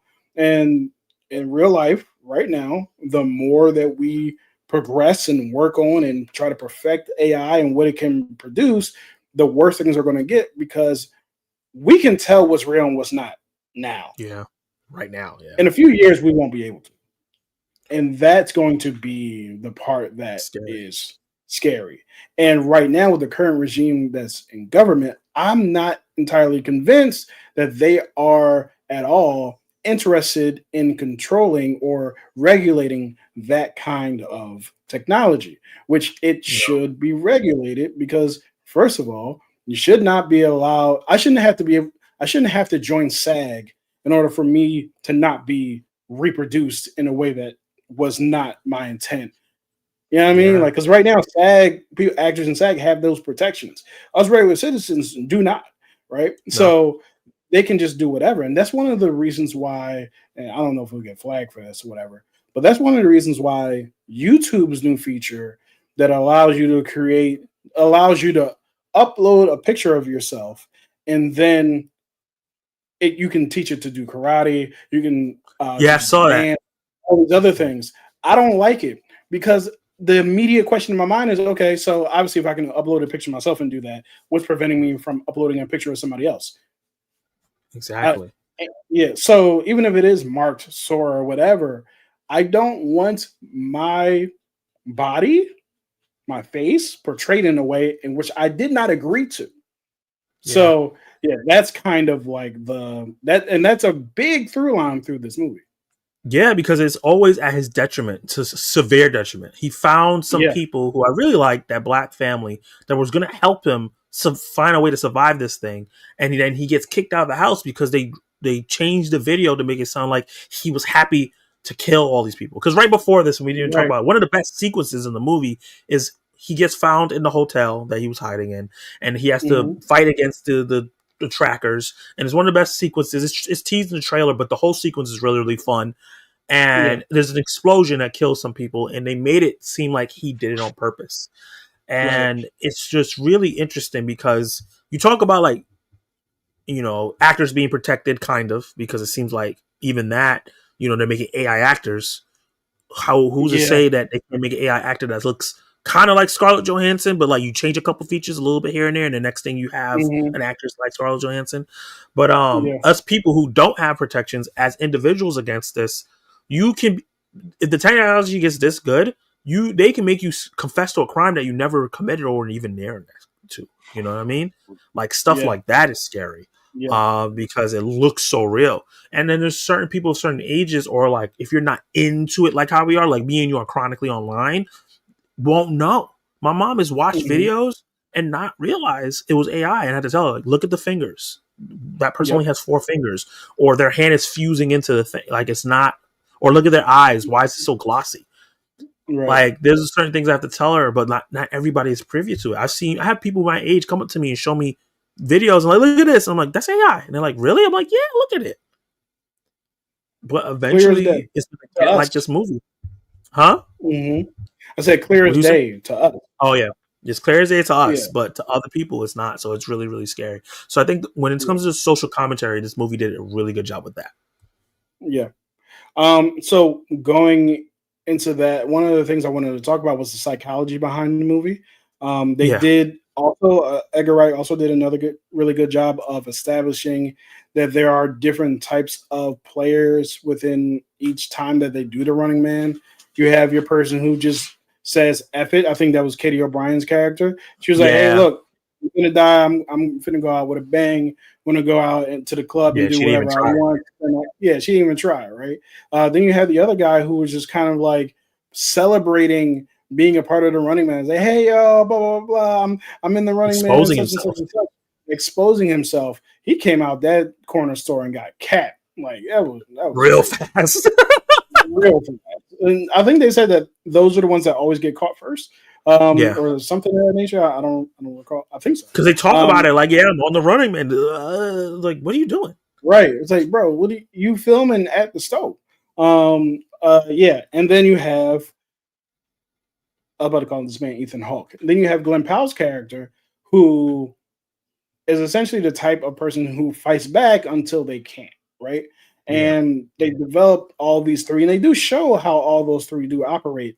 I did like that. However, I didn't particularly enjoy how they didn't get enough screen time to flesh out those other two types of personalities. Now, the first one, the guy who's just like chronically online, I don't really think that we need to flesh that out. But Katie O'Brien, I think honestly, simply because she's the actress who I know and who I know is talented, the way that Yeah. she was underused, she was underutilized, if you will. I agree. And it just kind of like, when you know how when you see an actor in a movie and you're like, oh snap, they're going to be in this movie and blah blah blah. Yeah, like I'm really excited for that because I can't wait to see what they do in this situation. And then they get into the situation, it's like they're here and they're gone, right? And it's like you know what I mean, something like that. So yeah, like what did you think about the psychology of the movie, the because we talked about the AI part, but we also talking about like the human condition and stuff like that. Yeah, I think this is a really good conversation because we do see that in reality TV shows, right? There's always a Mhm. slutty, there's always the backstabber, there's always the prude. Every reality show always have an archetype. They always Yep. and you could tell that they sculpt it in a way for those archetypes to come out of people, even if they're not originally like that. It's like if you want to stay on here, you got to play a role, and for them to have it in a way where because it before the part that you saw where you saw them the Coleman didn't go send them, they had them go through a bunch of trials to pick who they felt was best for the Running Man. So they saw these behaviors in these people beforehand. So Mm. they knew like this is the guy that's gonna expose himself really quick. It's gonna be entertaining. This is gonna be the hothead that's gonna last a little while, but eventually we'll catch because she don't really care. And then this is the guy that we can back on to make this last long enough for us to get almost 25 days of ratings, right? Yeah. They knew that was gonna happen when they picked these three. I think that's really, really strong, especially when you have it where everyone is watching, and then you can have it where every civilian who has a phone, which everyone has a phone at this point, can snitch on them, right? Yep. So Yep. it gets to this point where like you forget these people are human beings. You're either gonna snitch on them and like you give me what I want, and I won't snitch on you. And we saw that with the taxi driver. We see that with the other guy when he's pretending to be blind, coming to him and figuring out that he's actually not blind because he Yeah. messed up and went to the store and and didn't even ask for directions and stuff like that and all that stuff like that. I think that the way they tackled the human condition on a very primal level worked really well in the Mhm. film. And then tying into the supporting cast, because you talked about like Katie O'Brien and stuff like that. I wanted to kind of talk about that because we have like a stat cast in this We do. movie that I feel like was you talk about Herbie underutilized. I think everybody here was I kind agree. of underutilized in the movie. I think Coleman Domingo, I love him. Very underutilized in the film. I think that they could have found a way to do more with him. Which is unfortunate because I'm pretty sure in the original movie, I know this isn't a reboot or of that movie. It's Yeah. closer to the book, as you explained. In the '80s film, the Bob Barker of it, the evil Bob Barker situation, the host, he was in on the Running Man. Like it was basically his baby. Like he was doing all of this. He was behind it, right? Yeah. So in the trailers when I'm seeing Coleman Domingo is cast as that character, I'm thinking Coleman Domingo is the villain. So I'm instantly rewind. I'm instantly interested in seeing Coleman Domingo play a villain. Like that's something I was really Yeah. excited for, especially like an eccentric villain. So the fact that he was just kind of like he wasn't even like the guy in front of the guy. He was literally just a host, right? So Yeah. I was kind of like, that's not as fun or exciting because they put him in the trailer pretty prominently just for him to Yeah. be, Yeah. I agree. I thought he should have been in on the thing. And then if they kind of, because towards the end of the movie, he has a change of heart kind of situation. If Yeah. it leads to that way, he has that change of heart. That's more interesting than the fact that he didn't know, he wasn't in on it the whole time. Right. It's like you're the host. How do you not realize what's going on? And then like Jamie Lawson, who we know from Sinners, she was great in that. She plays his wife in this. I also thought she was underutilized in the film, and obviously this is being adapted to the book. And I think Maverick Defender said in the chat, like, you don't have to, as long as you capture the spirit of the book, you don't have to go page for page, right? Like I get 100% wanting to agree. adapt it because when you go page for page, sometimes you limit your cinematic abilities, and then you Yeah. cast people, and people expect things from certain people, like a Coleman Domingo or Josh Brolin, or even like William McMacy. People know him from oh my god, what's the name of that show? Shameless. He Mhm. was the guy that almost gave Glenn Powell's character a job, which was very, very sad for me. The fact that he almost got a job and he signed Yeah. up for the runner. I was sitting next to my friend and he was talking about or like when the guy was like, I was going to give you a job. I guess I should have called his wife, whatever his wife's name was. I forget. I should have called her, I guess. And my friend was like, yeah, of course. Like, it's like, you think? I was like, oh, I guess What you were you should waiting give me. for? Like this man Yeah. has a kid So, and a wife. right. It's like, yeah, I was waiting till tomorrow. He had like a shirt made for him and everything. I was like, yo, like, can we? You could have given me this job yesterday before I put myself in the death race. Yeah. Yeah, but And then yeah. So Amelia mhm. Jones also one last person I wanted to shout out. Somebody I'm a fan of. She was in the Oscar nominated film a couple years ago. She was in Lock and Key on Netflix, which I really, really liked her in, one of the main characters. And I like her as an actress. So when I saw her pop up, I was like, oh, cool. And then she kind of like came and went. She was like in that Yeah, section of third act. And I thought that she was going to have more to do in the film, but it kind of used her as a placement to show like the people who are not understanding what's happening to the lower class, or hmm like basically the lower class, the bottom class that don't have as much, and how they make you feel like these people are monsters or whatever, and then when you meet them they're like, oh, they're not. They kind of used her for that, but I felt like she could have been involved more in the movie, especially there was a part where I thought she was going to help him in the fighting, and that never happened. right. Yeah, but yeah. So let's talk about the things that we didn't really like, unless you have something else that you wanted to touch on first. No, go ahead, let's go. So the third act is where the movie lost me a little bit. It seemed like there was some writing, and like I said, I did miss the first 30 minutes of this movie, so maybe I'm completely wrong. But it seemed like the writing changed towards the end of the movie, and what I mean by that is Glenn Powell's character started sounding more and more like a TV character, an exaggerated TV character, the longer the movie went on. And I started getting a Mm-hmm. little bit annoyed because it turned from him being like the calm, cool, collected guy, I mean, outside of, someone hunting him down and trying to murder him.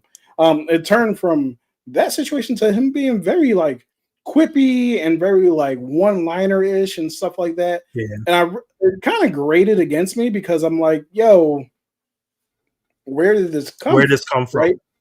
He started playing into the game showiness of it. And I was just kind of like, I'm not liking this change because it feels out of nowhere, right? Mm. And then that's kind of like how the movie also went. The movie also kind of went. I know the whole thing of the movie is like it's a game show, but it started feeling it was no longer to me feeling like I'm observing in a dystopian reality in which this game show was happening and I'm observing from the outside. I felt like they were trying to like put me in the show, which I was kind of like I'm not Mm. enjoying this as much, right? So that was kind of where it lost me. And then I think we mentioned this before the stream, so I'll leave it to you. But after the hotel scene, I didn't really feel like a lot happened in the third Mm. act. Like it felt condensed, if you will. Yes. I don't know why. That's a great I word. have no idea why I say "if you will." I don't know why I say that. It's just in my vocabulary.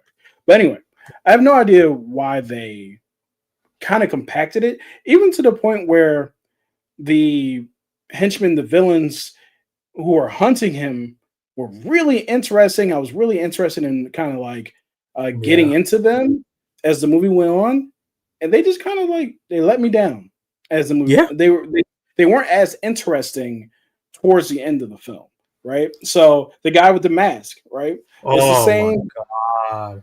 that guy. It felt like he had so much potential, and like he was mysterious. We were trying to find out like who he is and what he's going to do. Like I said, I missed the first 30 minutes, so if something happened, Yeah. I missed it. But he gave badass, and then towards the end of the movie, he gave boring ass. Like it was no, it was no like, oh man, like he never, to me, he never really felt like a adversary that was actually giving Glenn Powell something to play off of.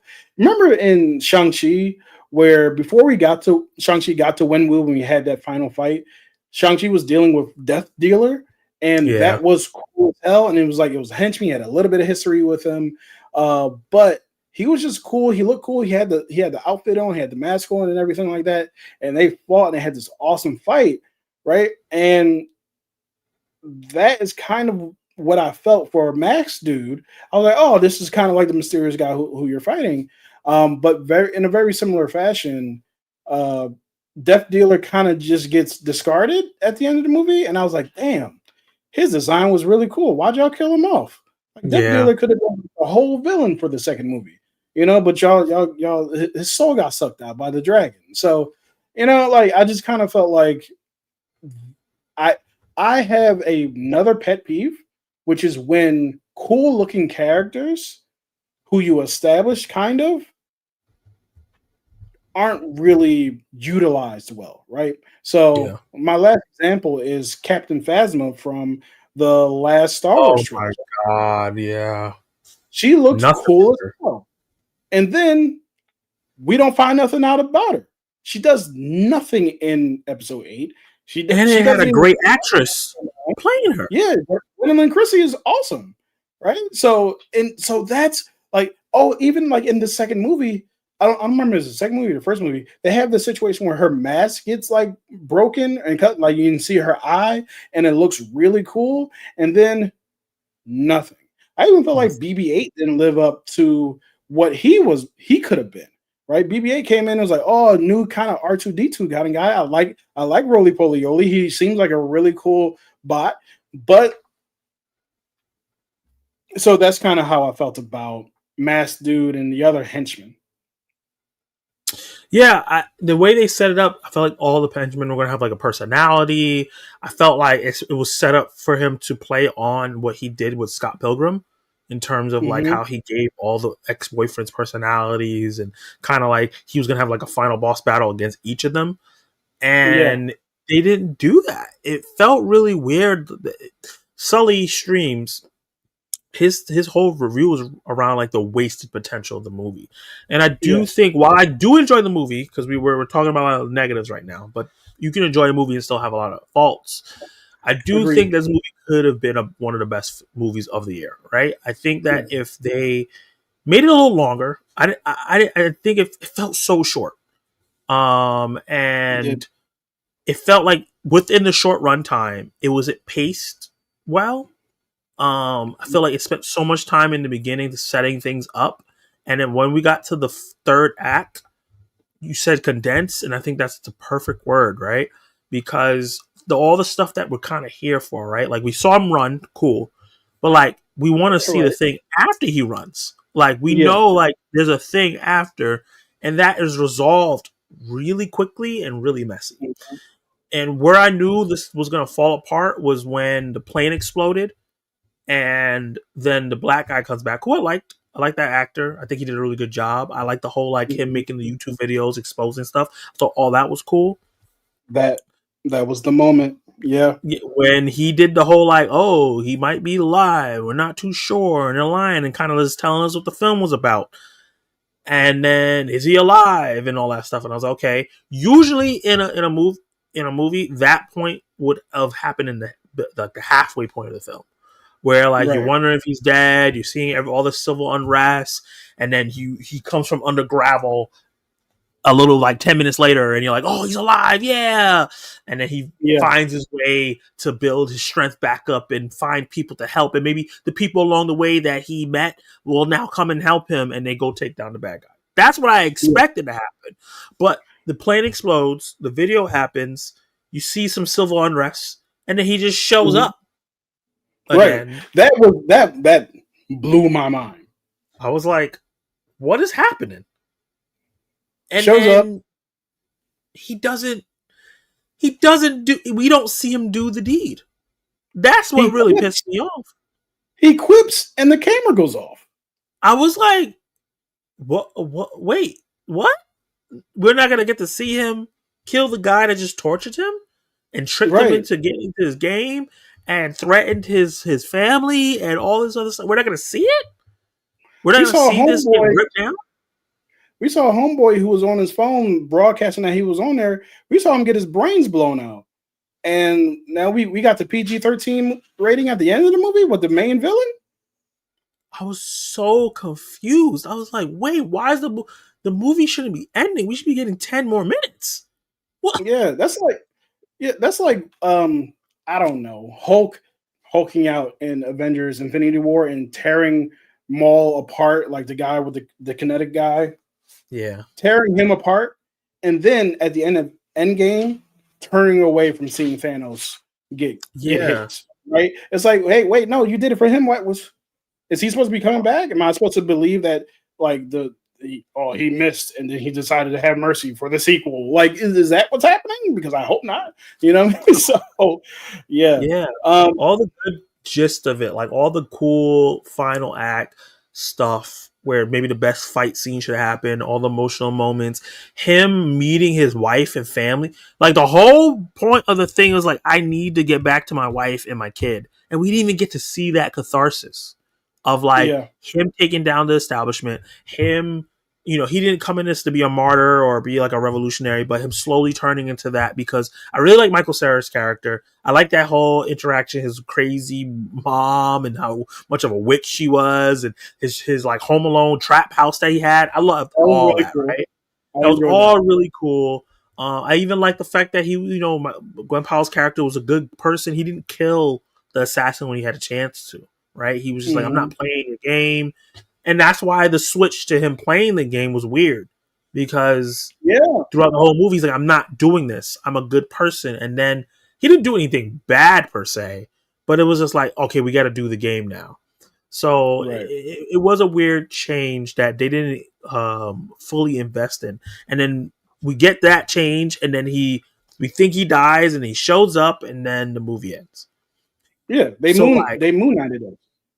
yeah, and we were so locked in for so Mhm. much of the movie, and had so much fun with this, for it to like falter there. And Tank says it. He said The third act is the make or break for people. I like the third act and the ending, but had some issues, but get why people don't like it. For me, it's very Edgar Wright style. And I Mhm. understand that. And I think a lot of people have an issue with feeling like this movie doesn't feel like an Edgar Wright movie. It doesn't have some of the flares that he normally has in his films. Yeah. And I do think he doesn't want to be known as a director that just does one style. I think that's kind of why. Because I even like watching his last film, Last Night in Soho. I think he slowly is trying to get away from this kind of like quick edit, close ups, zoom in fast, quippy, motion moment, Hmm. quick kind of thing that he's known for doing in Shaun of the Dead, Baby Driver, Scott Pilgrim. I think he's trying to get away from all that so he can be more. His style can get into more traditional sense. And I saw Hmm. somebody make a video about how what happened with Ant-Man really affected him as a director. With the fact that he tried to bring that to Ant-Man and they said no, and then he hasn't gotten big budget filmmaking opportunities that much after that. And Hmm. people feel like he's trying to show that he can be a standard director and still make hits. Um, that could be completely wrong, but just thinking about Yeah. like the fact that his filmmaking style changed after Ant-Man, right? Like he started Yeah. doing Ant-Man, he wrote Ant-Man, he directed some of it. They were like, this is not going the way we want it to go. He moves on. Peyton Reed comes in, keeps everything that he did, and then films the rest of what we got. And Peyton that was Reed Peyton Reed put his name on that group project. He wrote his name on the group project. He was like, "Oh, what? Oh, y'all did the research. Y'all got it. All right. all right. Can I? Because I missed class. So can I? Because otherwise, I'll this is present like it. 6% of my grade. So can we? I'll give you $20 if you let me sign on to this group project. You know what I'm saying? Like, Yeah, what you I'll trying give to you do? money. Right. I don't even want no back Yeah, end. Just let me right. put my name on here. And then Um, Peyton Reed gets the credit, and he gets to take on two more projects, and then you see what he actually can do. But anyway, he almost got Fantastic Four. Oh boy! woo, Thank God he did not. Molly, I'm sweating. He's the one that pitched the idea of them being in the '60s and '50s and stuff like that. He pitched that Okay, idea originally, but thank God they didn't give it to him. yeah, But yeah, I think the third act is the make or break. I wasn't a fan of the way it all felt compacted. I really wanted more movie. I'm never after watching There Will Be Blood, One Bad After Another, and Mongolia. I'd rather your film be long and maybe there's parts of it where I'm like, oh, that could have been cut. Than your film be short and then I'm like, I feel cheap changed. I I this agree. whole like, and I'm about to go on a diatribe, and I know this is usually your thing that you do, but I've been holding on to this for a while. Go on. I feel like this mandate of keeping films under 2 hours so TikTok brain kids can stay in the theater is a mistake. I Yep. think that is hurting Marvel movies. I think if you watch every single Marvel movie that's come out recently that's underperformed, they're all under 2 hours, and I think it's at the detriment of all these films. You see the Hmm. Marvels, Captain America. I love Fantastic Four, but even Fantastic Four and the Yeah. Thunderbolts where the movie should have been longer and had more to flesh out these characters and more action sequences. Give that time to Yeah. give more action scenes.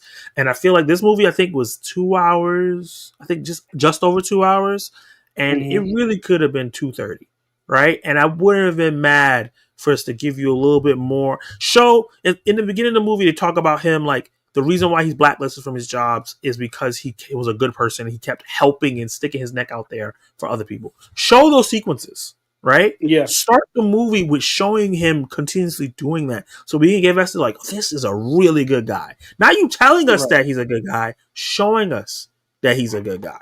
Just seeing off rip.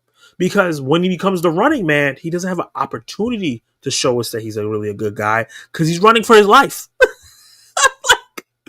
So they should have Exactly. showed us that in the beginning, and just had more time with that stuff. So I do think this mandate that a lot of companies are having to have movies be just at 2 hours, under 2 hours, or maybe a little bit over 2 hours, but you can't be too much over 2 hours is hurting films. Yeah. Not only that, but Netflix is making movies with the intent that you can be able to be on your phone while you're watching it. Yeah, Right. So, and that's not good. That tells me that we are. kowtow. That tells me that we are adjusting to people's ability to concentrate rather Mhm. than challenging people to concentrate, which is never Yeah. a good trade-off, right? You like you said, TikTok bring kids, and there's nothing wrong with TikTok in and of itself, Yeah, I don't but want to insult the way about it, but that's yeah, essentially. the way people engage with TikTok isn't the healthiest. Actually, the way we engage with all social media isn't the healthiest, right? So there's a lot that companies are doing to adjust to that when they should instead be challenging us in the other direction, right? So I'm with you on that. Movies should be the length that they need to be to Yeah. tell a full and complete story. I'm not saying they need to be long. I'm not saying they need to be Yeah. short. What I'm saying is it needs to be as long as you need to tell that story, Yeah. right? Some movies are too So long. The Brutalists. But some was movies, brutal. yeah, it was brutal. But some movies are That too whole short. second act was not necessary. Oh my god. Uh, if when you're on this live stream, there's gonna be two movies we dunk on all the time. And sadly, they're the A24 films, and I love that company. I love Yeah, that company. yeah. But I saw the TV Glow and the Brutalists. We gonna talk shit about those movies. I saw the TV Glow. One of the worst Didn't movies they I've come out ever the seen. same year too? D'Angelo. Oh, he put you in the dunk. He knocked out the. CC. I'll be right back. The cord. Yeah, Okay. do your thing. I'm gonna look at the comments while you come back. But listening to the stream while editing my foodie content. A girl is tired, but good things. Yeah, man. That hustle, that grind, man. Yeah, you doing good on your everybody. CC, put your name of your foodie content TikTok uh in the chat so people can follow you because she's doing things on TikTok. We was just talking about TikTok brain, but TikTok's cool. All the foods. I just try out local spots in the area, regular chains too, if I'm intrigued. Food reviews. Y'all talking about that dragged out ending on Running Man? Yes, we are. More like Walking Man. Nah, that ain't it. Never mind. Yeah, like we were talking about, this movie has a lot going for it.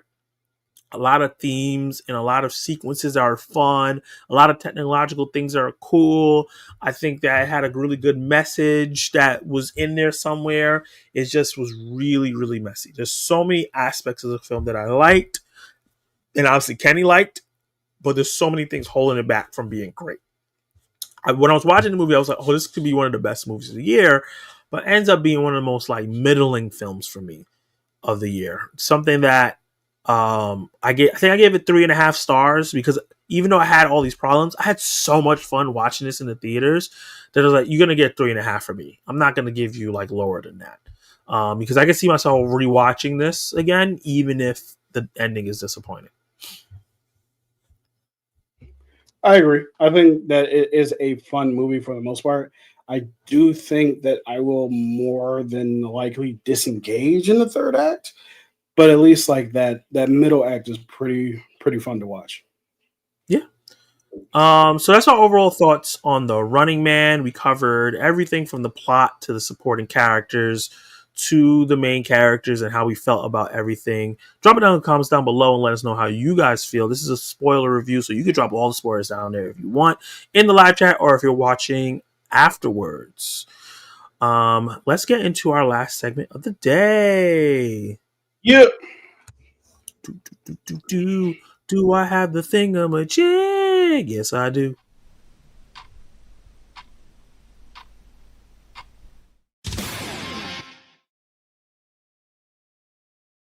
Three, four, three. A really fun Yeah. segment that I like to do where we talk about three things. We rank three things, talk about three things. Sometimes we rank them, sometimes we don't. Sometimes we're just talking about three things and on a particular subject. And today we're going to be talking about the three films that we love that are set in a distant future when they came out.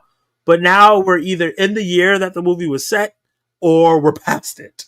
So Kenny, do you have your first movie for 3 for 3? I do. My first movie for 343 is Back to the Future Part 2. Back to the Future Part 2 is set in 2015. They actually had us. There's some technology that did come true, but for the most part, I absolutely, first of all, I absolutely love the movie. Back to the Future Part Two is great. Honestly, I wouldn't say I enjoy it more than the first one, but they kind of rival each other and they Mhm. complement each other very well. Honestly, Back to the Future Part Three, not my favorite. Not my favorite at all. No. It's not Mm. bad, but it's not the first two. So yeah, Back to the Future Part Two, they have the hoverboard that you're standing on, no wheels under it, and you can just kind of glide throughout the city, right? They have they have all kinds of other technology. I can't remember off the top of my head, but they have so much technology that is pretty much what we are looking to get now, or still waiting on. Even like the self tying shoes, they just came out with that, like just to be like Back to the Future, but it's not the same. It's kind of like gimmicky. Like the shoes that Marty McFly had on in the second one, they literally tied themselves, and it was really cool. It was a really cool moment, and we thought a movie that came out, I think 1986, we thought we would have that by now, but we don't. So yeah, that is my first movie. Thoroughly enjoy this film. Yeah, I'm excited to hear your first. Yeah, so my first one is Her. I think the Spike Jones film starring Joaquin Phoenix. Actually, one of my favorite movies. I love this movie. Hit me Mhm. personally. And I think it's one of Joaquin Phoenix underrated films. This movie was supposed to be set during this year. Wow. And obviously, we're almost at the end of the year, and we do not have the technology that happens in this film, Hmm. where you kind of have this personal lifelike. We're getting there. We're close. We're close. But Yep. we're not exactly there. This guy was talking to a full on AI Scarlett Johansson that had full capabilities, and I didn't even know that was Scarlett Johansson until after the movie. That was her voice. But this movie had a lot of futuristic things going on that we just don't have in real life right now.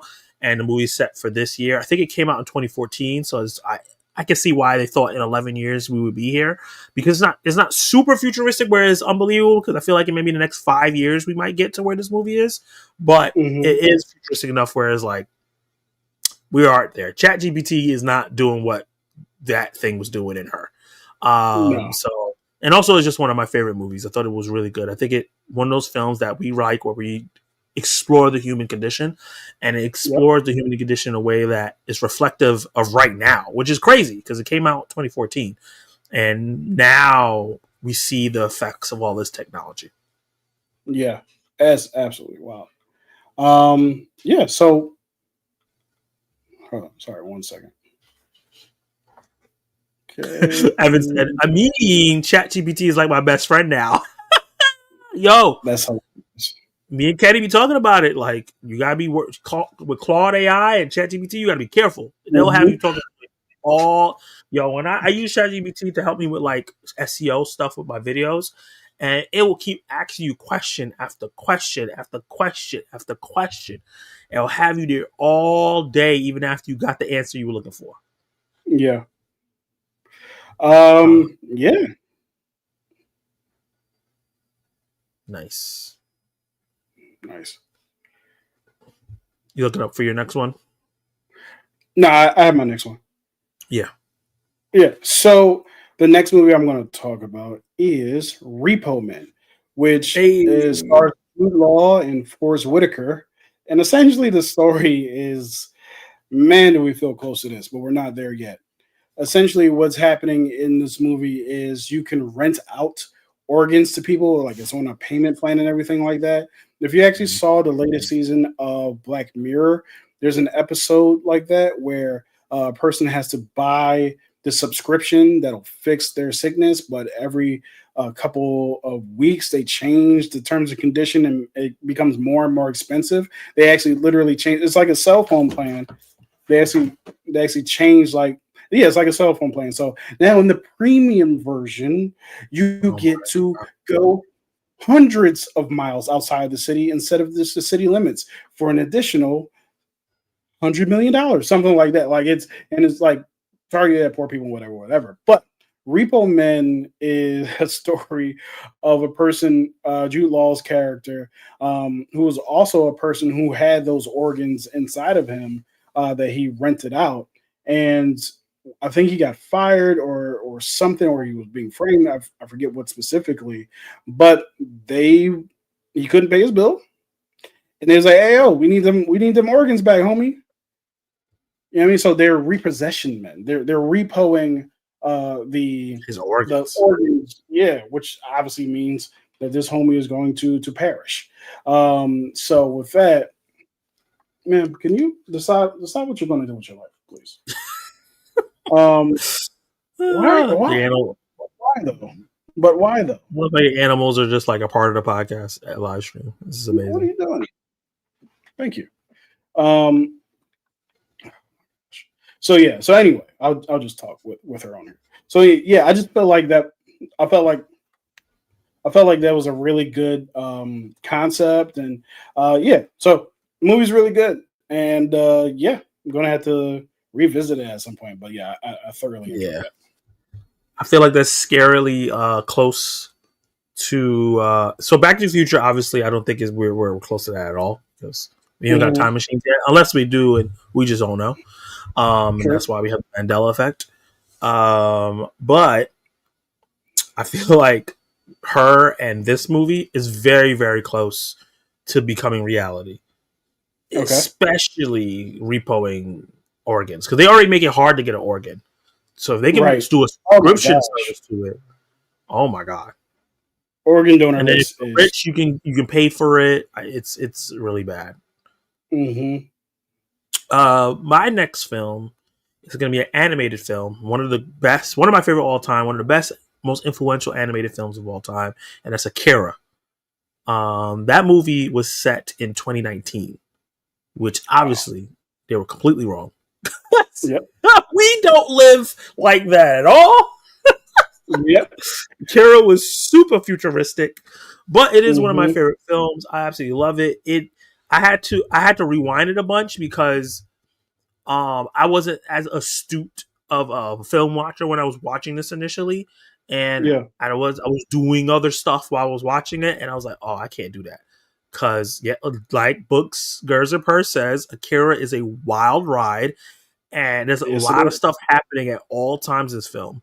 So if you are trying to watch this film and do other stuff, you're going to look back at the screen like, wait, hold up. How did we get here? Impossible.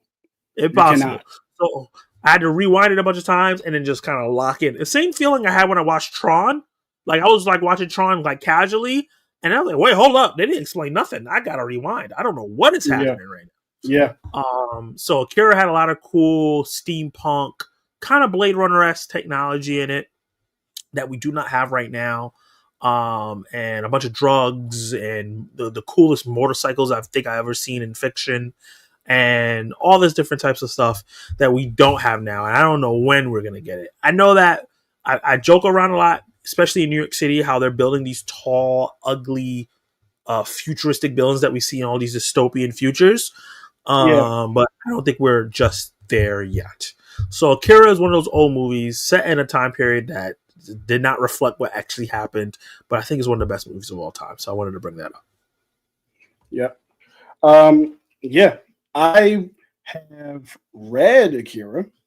I have not the whole thing. I actually have the first 4 volumes of Akira, which are arduous. They are hard to get through.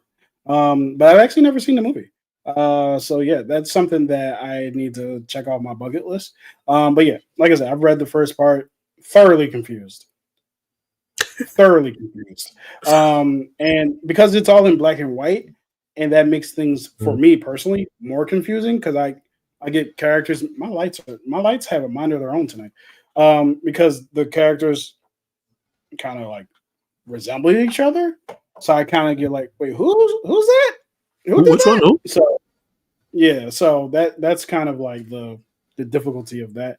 But yeah, man. So my third movie is why am I blinking?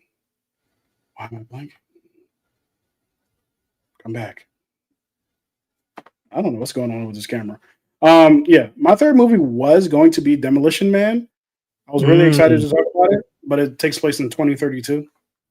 Oh, so yeah, we're a couple years away. I also looked at Escape from New York, which was I think that was 1981 that movie came out, and the future that they were looking at, the dystopian apocalyptic future, was 1997. Um, it was like I'm like we passed that, and we still ain't got Way the past that. apocalypse. Yeah, but except for the fact that that movie's not good. I know that your tail is causing confusion with the camera. I know that a lot of people enjoy that film, and it's a classic to some people. Not for The you. first act, the first act, the first 5 minutes, really interesting. The rest of the Yeah. movie, not at all. As soon as he gets to New York, where he has to save, I think, the president's daughter and escape from it, movie becomes so boring. But anyway, we're Wow. not here to talk about the movies that we don't like. We're here to talk about the movies that we do like. And I know I'm kind of cheating a little bit, but I'm going to go with Avengers Infinity. I'm not Infinity War, Endgame, which is actually set in 2023. Believe it or not.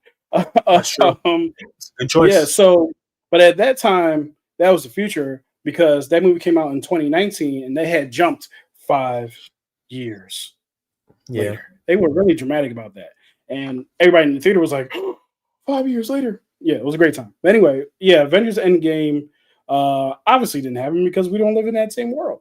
But we haven't solved time travel. We didn't get the Mobius strip yet. We didn't unravel the Mobius strip. We don't have a Tony Stark we don't have a Tony Stark that can solve time travel in an afternoon, in an evening, if you will, after putting his daughter to bed and saying that he loves her 3,000. But yeah, I really we don't have most of the technology that's in the Marvel No. movies, but yeah, like that movie is kind of a cop out, kind of a cheat a little bit. But I really can't think of a better movie that was set in the future is that has already passed. And I really do enjoy that film. But I find it interesting, Zach, that with those movies continuously being set in the future is at a disadvantage for Marvel because at some point, like they're still set in the future. Like I know that like the next Spider-Man movie is years ahead of where we are right now, so they're always ahead of us now, and we'll never obviously we'll never catch up unless we get our Mobius strip. But because we won't get that, I think it's really interesting because something could happen in the future, our future, and they're further ahead that they can't use because obviously they weren't there for that. And also, like, what do you do when you kind of create this like a story around a character or something of that nature where you can't have a present day conversation in some aspects. It was like in 2020 something because you're always ahead, which is weird because they were always kind of in sync Yeah. for the most part. Well, like the overarching story was always in sync, and then they Yeah. jump 5 years ahead, which is a really interesting thing to do. I think that's why they're rushing to do Secret Wars because I think that reset will put them within line with where we are. They need that reset. I think that's what a lot of that reset's going to be, putting the MCU like within the same timeline as regular. So we grow with these characters, not feeling like we're behind the characters all the time. Yeah. Mine, and just to tie it into the movie we did a review for, the original Running Man. That movie was set in 2017. That's crazy. Yeah.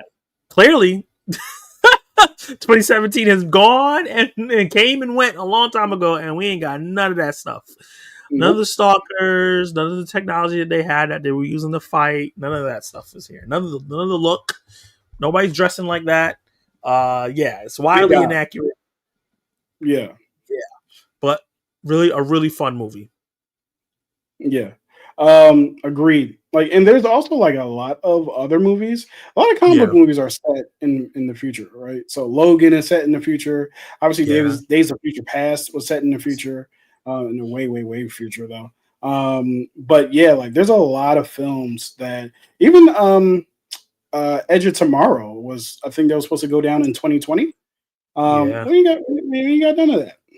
We don't have any of that. So, yeah, man. So I think that 2001: A Space Odyssey, a movie that I've never seen. But that's definitely one. Yeah. Yeah, that's not happening. But it's always fun when you watch an older movie and they're like in 2027. It's like I don't know what you're talking about. We are. They always think They always think we're dead by now. They always assume that we died already. That we are gone. It's like humans have messed it up enough. Let me look up one movie that I'm going to kick myself if I didn't actually put this Tank here. said Tony invented a Mobius strip. That was the key. Also, doesn't make any sense because you can't invert a Mobius strip. It's the MCU, man. Tony don't do stuff that he ain't supposed to be able to do. Evan said Demolition Man, the only restaurant in the future is Taco Bell. Yeah, they definitely paid in there, bro. Okay, so I'm safe. We're a few years away. We're 4 years away, which is scary actually, from Terminator 2 Judgment Day. Oh no. Oh no. It's not good. They send Kyle Reese and them back from 2029. So they had already been, the apocalypse has already happened. But yeah, they and the apocalypse had happened, I believe, in the first movie in 95. Yeah. Yeah, the apocalypse happened. The apocalypse definitely happened in 95. Yes. So that's another one. Thankfully, we don't have Terminators. But we joke about Skynet all the time. All the time. Because that Negro is close. He's on the way.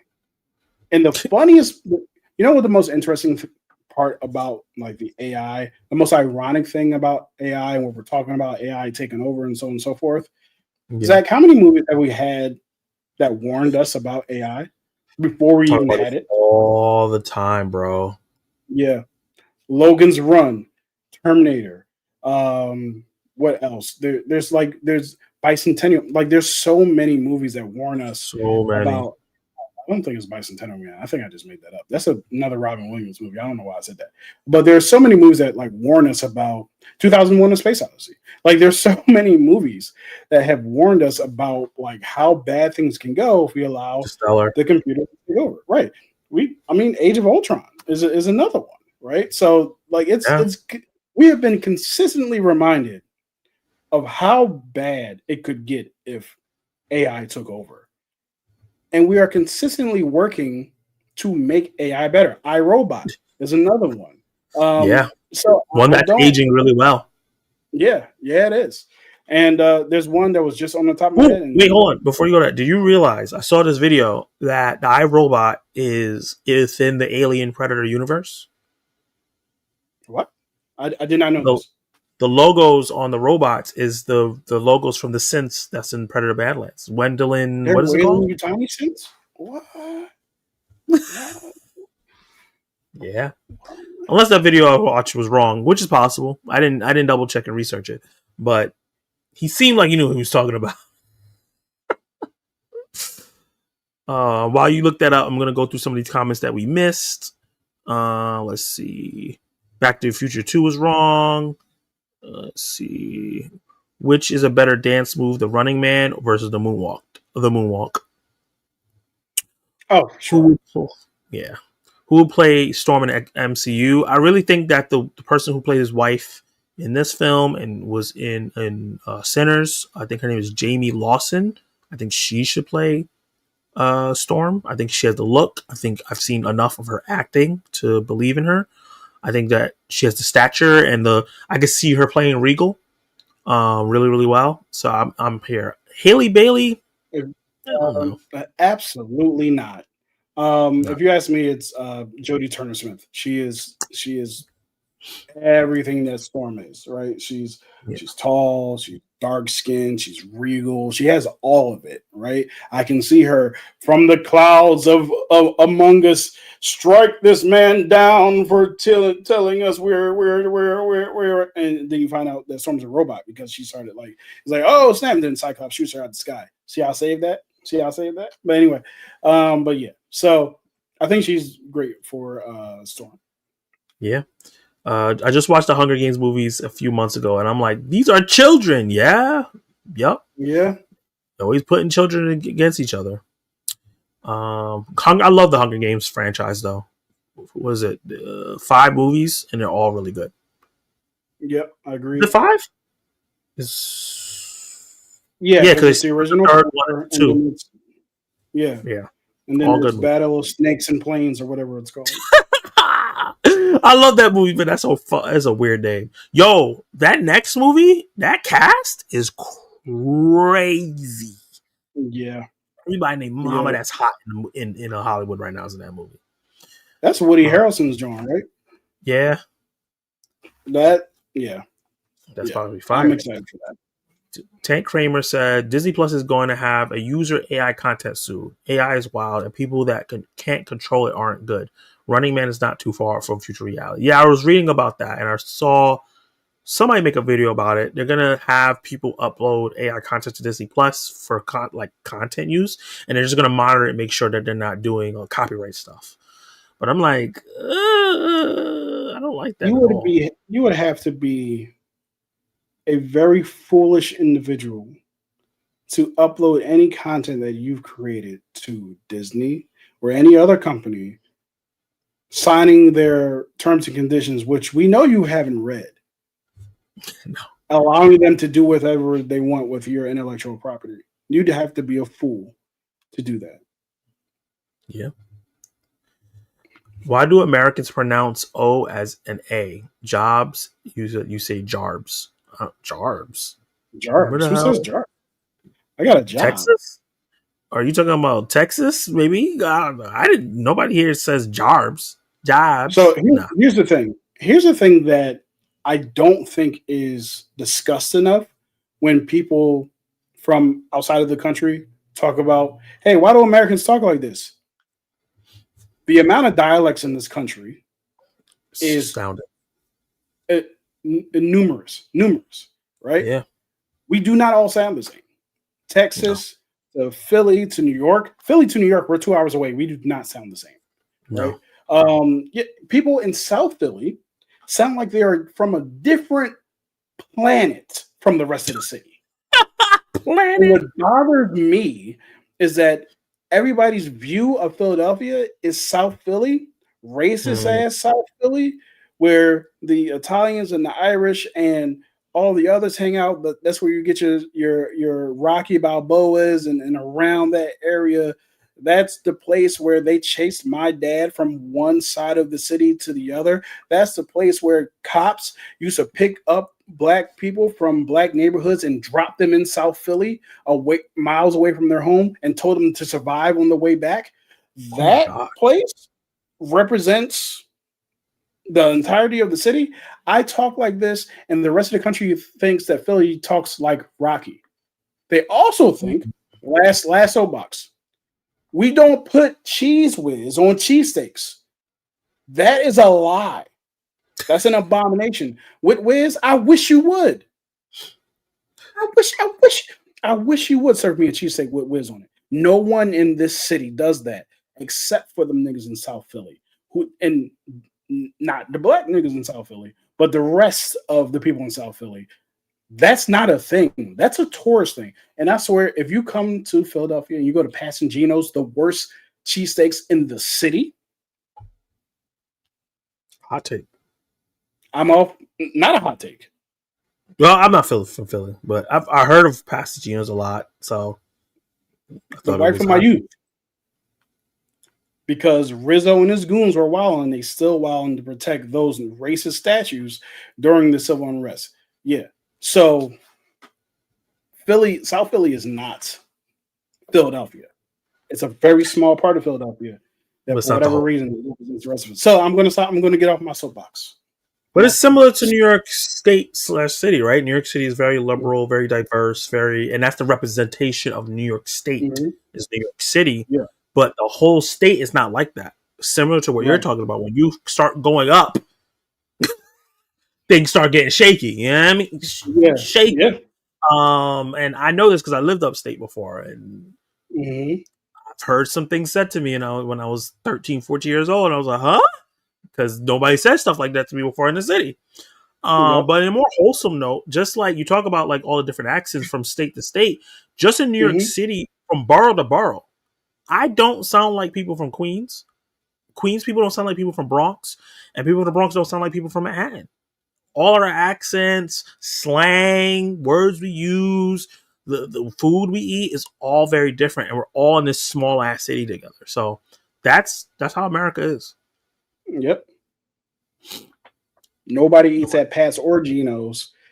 If someone claims to be from Philly and they recommend any of those places, they are from Delco and shan't be trusted.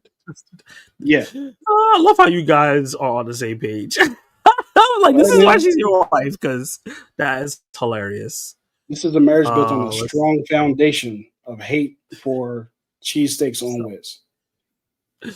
Evan said you guys are crushing it. Appreciate you. And Cheese Whiz is demonic. Maverick said engage with your chat sections more and quicker. We do engage with our chats, but we can do it quicker. We can do it quicker. Yeah, we can. But this is not what we're not doing. We're not doing quick reviews.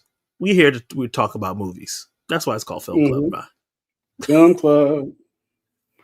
Sometimes the theater experience is more important than how good the movie is. That's an interesting thing to say. I can see what he's saying there.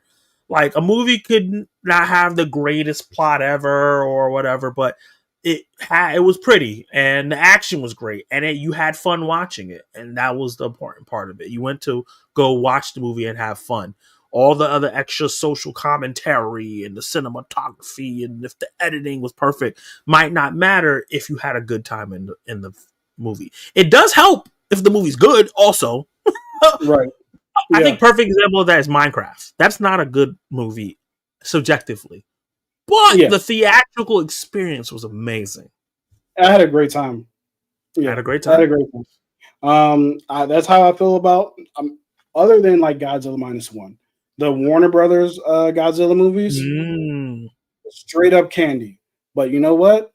Candy's good. Candy tastes good, and you should be allowed to enjoy candy. So yeah, Fast 5 up. Yep. Fast and Furious series is just like that. Zach, I want to challenge you on that. I would say Too Fast, Too Furious up, because after the first movie, it becomes a different franchise a couple of different times. So I feel like 5 is where it was just like it got to an extreme. Yeah, it was towing the line from 2 up, but I felt like there was still a sense of realism. 5 is where isn't that where he jumped from the bridge? No, that's 6.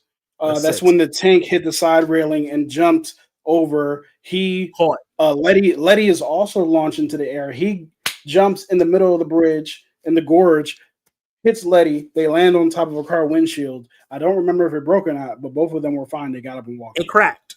I remember it cracking. Right. It had a small crack. Right. The 5th one is the one where they dragged 2 cars, Corvettes or whatever those were, dragged an entire bank vault through the street. Right. 4 is the movie where Letty was flipped over in the car over and over and over again and had died in an explosion. Lo and behold, 2 movies later, she's back.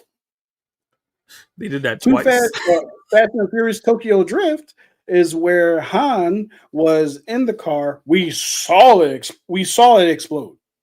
We saw him burn to death. I believe he was back in Fast 8 or Fast 9. One of them. I know he came back. And then they found it and said that they said that Jason Statham's character killed him. They brought Jason Statham's character back, who apparently was the brother of Deckard Shaw. He, that is Dominic Toretto, killed Deckard Shaw or attacked Deckard Shaw. They team up. He becomes a part of the crew And then when Han comes back, everybody's cool with the fact that he tried to blow him up in the car because apparently Jason Statham, who they said 2 movies ago tried to blow up in the car, didn't wasn't the one who blew him up in the car. And in the ninth one, magnets were brought into play, and they pulled car through buildings. I'm sorry, I skipped 8, where there I was is about an to say you skip at 8. Rock. where the submarine, the rock, they're in Antarctica. Tyrese is driving a Lamborghini on the ice. What are we doing? There is another truck, a Jeep kind of thing that The Rock is driving. The submarine shoots a missile. It goes up, lands on the ice, does not explode, but it's sliding past Dwayne The Rock Johnson's car. He says, "Hey, take the wheel." Tyrese takes the wheel. What the hell are you doing? Tyrese is trying to be funny. He is funny. The Rock gets out of the driver's side, puts his hand on the missile, and pushes it towards another car. It explodes immediately. Yep. We have lost supply and somehow gained a lot of fun. So that's what we got. In Fast X, Dominic Toretto drives his car off the side of a cliff. It attaches to a singular vine and swings across the board. It lands perfectly. That shit was so funny. Dominic Toretto lifted a car with one hand by himself. Yo, Kenny, that shit was wild. When he picked up the car to protect himself from the bullets, when he used the car, look, even worse. I don't know, this shouldn't even be worse, but even worse, when he used the car door to protect himself from bullets from a helicopter. Yo, he was Captain America. He became a superhero over the course. Did he throw the door at the helicopter? Yeah, he threw the door. And I'm sorry, I forgot in the 8th movie, the Rock, he has a broken arm. He said, "Oh, Daddy's got to go to work." Breaks his arm out of the cast. He just flexed it. Even before that, I think this went to space. 6, where The Rock and Dominic Toretto are like facing off, and he stomps on the ground and makes the garage come down. You remember that one? What did he say?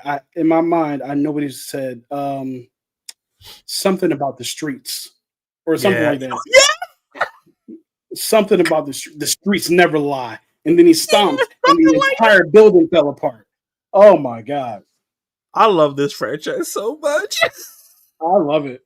My first movie review was Fast X, I think. Oh, really? First movie review on my channel was Fast X. Yep. Nice. That's funny. I think. I hope that's true. I'm pretty sure that's true.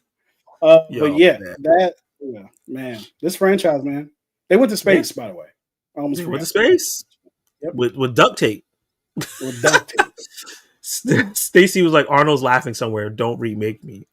Well, it's not his fault. Well, at least they paid homage to him. You know what I mean? The dollar bills had Arnold's face on it, which made me feel like this was in the same universe as the first movie, just further in the future, maybe. Which I thought was cool. Yeah. Mm-hmm. Would Adam Sandler be a good Brainiac?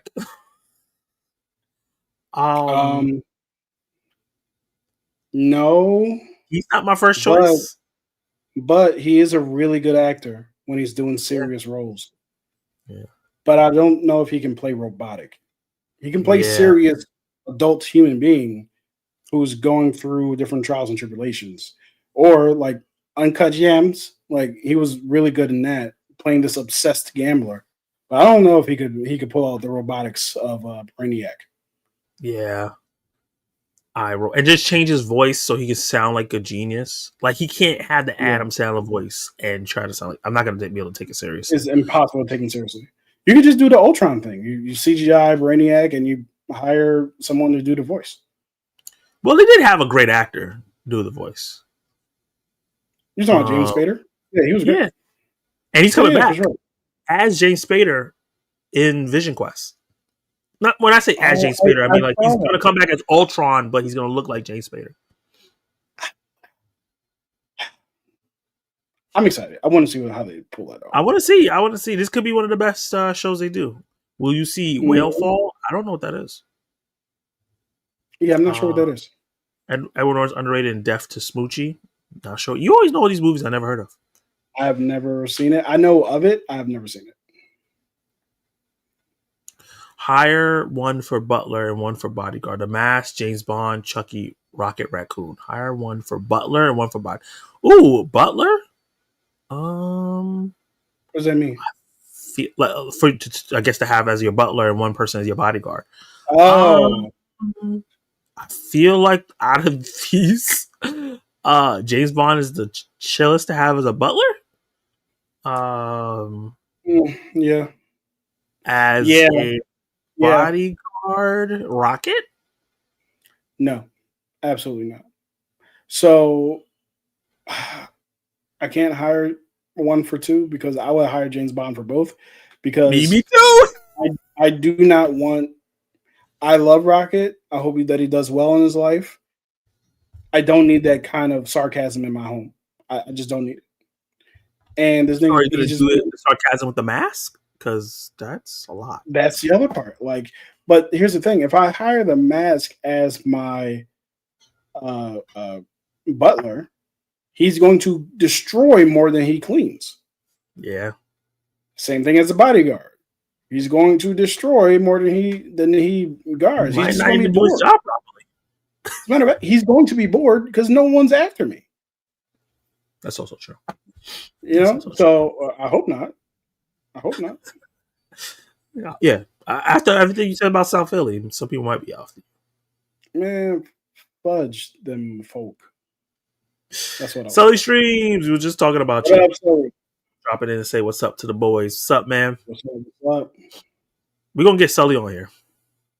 Oh, we Mark have my to. words.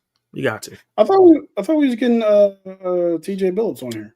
So TJ said hi, and I don't even know how he said hi because he is rehearsing for his play today. That's why he couldn't come. Oh, TJ's playing to play. Our boy TJ. I'm excited. I'm Me excited too. for him. Kiara said that Baltimore accent is nuts. Yo, when I see those Yeah. videos of pronounce stuff, ooh. Do you want an Mm-mm-mm. action movie set in Philadelphia, as Kenny described, the chaps having to get out of the bad neighborhood? Ooh, Escape South Philly. Oh, instead of escaping from New York and LA, Escape South Philly. If it's directed by Ryan Coogler, I'm down. That sounds fire. That sounds fire. Actually, sounds fire. Let's see. Make Zoolander 3 or another Dumb and Dumber. Zoolander 3. I've never 3. seen Zoolander, so I'm gonna go with another Dumb. Zoolander, I feel like Zoolander is funny as hell. However, I do think it's one of those comedies that you have to be in that era to enjoy that era's comedy. It is dry humor. It is funny. I find it funny. I think you might find it funny too, because it's the type of humor I like is absurdist humor, like just like this is hilarious because it's ridiculous. Very similar to like Austin Powers, The Spy Who Shagged Me, and the second one as well. I love those two movies. The third one is a different story. But yeah, so we are. You sure don't like third movies, man. It's hard to do. It is hard to do. It is hard. Yep. Somehow, Fast and Furious did at least 7 good ones. 8, 9, and 10 is where things start getting. It gets a little crazy. Yep. Yeah.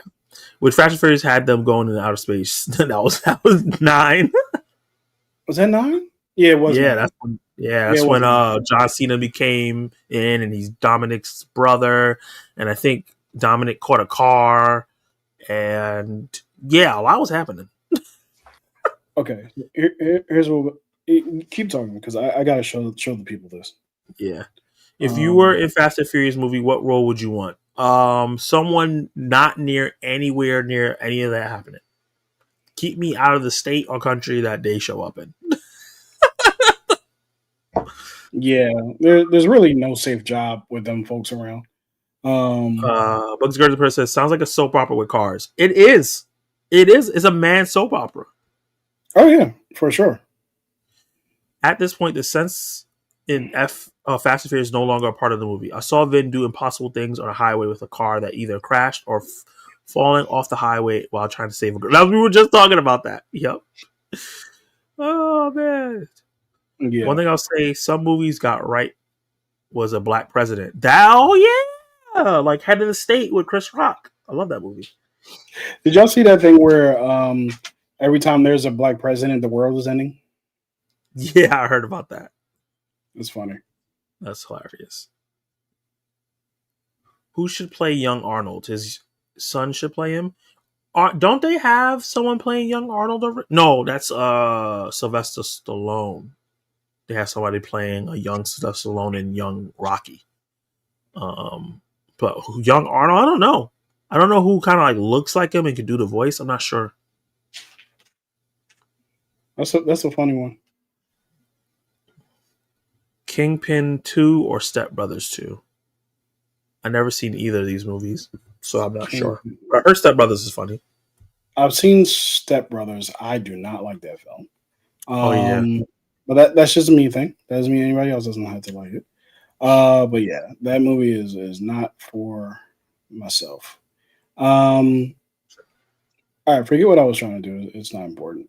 Long story short, John Cena and Vin Diesel do not look anything alike. no, they do not look like they could be brothers at all. Not even half brothers. Yeah, it's like, hey, that's like saying me and you are brothers. Right? They don't look brothers alike. in spirit. Like, yeah. We got to all our topics. We didn't go 3 hours. I'm really proud of us. And also we want to do extra special because this is gonna be our last one for the next 2 weeks. Right now, next week we're not going to be here. Thanksgiving week. The following one we might not be here, but we might start back up in the new year. But we'll talk about that. We'll give you updates. Yeah. Follow us on social medias and stuff like that, so you know what's going on individual channels and Film Club. Because I also know that I personally haven't made a video by myself in a long time, so I'm working on stuff as well. But shout out to everybody, right? I just updated this. Shout out to everybody that's always in the live stream. Appreciate every single one of you guys coming in, week out. Love you so much. It's been a pleasure. You guys are the reason why we do this. You guys make it fun. I love that you guys answer our polls. You engage with us in our spoiler reviews. You drop in crazy questions every single time. You just make this a fun ride. And I just realized my poll said the wrong thing. I meant put Best Fast and Furious. I just put Furious. I was typing really fast. My bad, guys. But yeah, Kenny, do you have any parting words for the peoples? Yes. Please join me in my next venture, which is It Could Be Whatever. That is my vlog channel. It's a vlog channel, but it's also kind of a slice of life of my life channel, where I talk about different topics, whether it's not sports. I don't know why I started with that. Whether it's my life, vitiligo, ADHD, sports, movies, sometimes based on the questions that I get. Also, I do want to invite people to submit questions to that channel. There is something I do post on there probably every Friday. And there's a post there right now where you can submit questions. I'll answer it in its own video. So I would love to do that because that kind of keeps things going when I don't really have something at that time. But yeah, It Could Be Whatever is basically my life outside of just doing movie reviews and so on and so forth. Right. So that is what I would love. The next couple episodes, I'll talk about my dog, who I don't know if you can hear him drinking very loudly.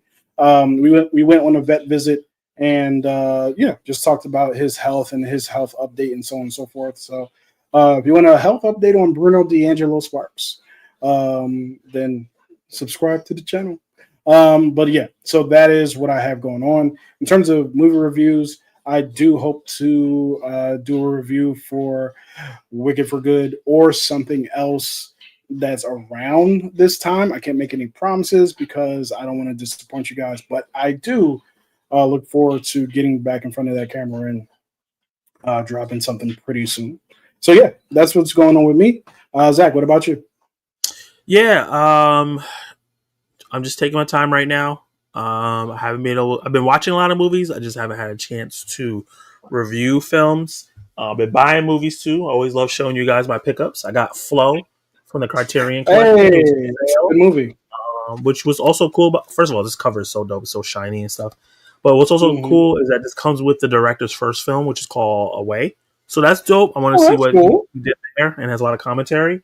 And I actually bought a movie I never see, and I never usually do that. That's Malcolm X. So I'm excited to jump into this bad boy. What I own on Blu-ray DVD that I've also never seen. Yeah, so I'm definitely excited to jump into that and watch it. It's a long movie, but like I said, I heard it's a classic. So, and it's one of our, it's one of our OGs. But I am slowly deciding what I'm going to do for the channel. So right now, and this is not a promise because I learned not to promise anything because you never know what's going to happen. Right now, what my year going into 2026, what I want to do with the channel is once a month, drop a video essay. Once a month, also drop a ranking video. Do weekly reviews on new movies, and get back to doing throwback reviews. These are the things. I would love to do that. Yeah, I want to get back into doing my my throwback reviews. I really enjoy that, and that was kind of the point of the channel, the whole baby cinephile thing, watching films that I never seen before. So getting back into that, having you guys vote on films. I want to go like really far back into the past. I'm trying to find the year where like people think that film really started getting great and start from there and then move my way up to present day if I ever get to catch up. But I'm trying to figure out how to do that while doing film club and everything that deals with like promoting YouTube. That's also a lot. So that's why things have slowed down, because I'm trying to figure things out in terms of thumbnails and if I'm going to put myself back on my thumbnails. I think I want to do that. SEO and all the other stuff you got to do with YouTube for people to watch your videos. So be on the lookout. Right now, film club's my focus mostly for the rest of the year. If I watch a movie that I really need to talk about, then I'll do that. But as of right now, I'm writing and rewriting video essays. I have 3 of them that I have an idea for. One that I've talked about before about race and how race swapping needs to happen because of the historical context of things. I have that written out. There's one part that I'm just going to fix. Another one about why it feels like all the 2025 movies feel like it's the end of the world is happening. And the last one is why is it hard for people to watch women go through women things in film? And that is going to be talking about Die My Love, The Woman in the Yard, and Sorry Baby, and kind of correlations between all those films. So I have all those things developing. We'll see if they come to light. I also had one that I want to talk about Paul Atreides versus Anakin Skywalker and their similarities, but that one's going to take a while. So yeah, that's what I'm working on, guys. Slowly but surely, all these videos will come out, and I'll get back on track. I appreciate everybody's patience, and I thank you, Akers, for saying that you're excited for it. We're here for all it. Thanks, guys. I appreciate you, bookers and prayers, as always. And we will see you guys next time. Not next week, but the following week. Yeah, next time. Next time. Yeah.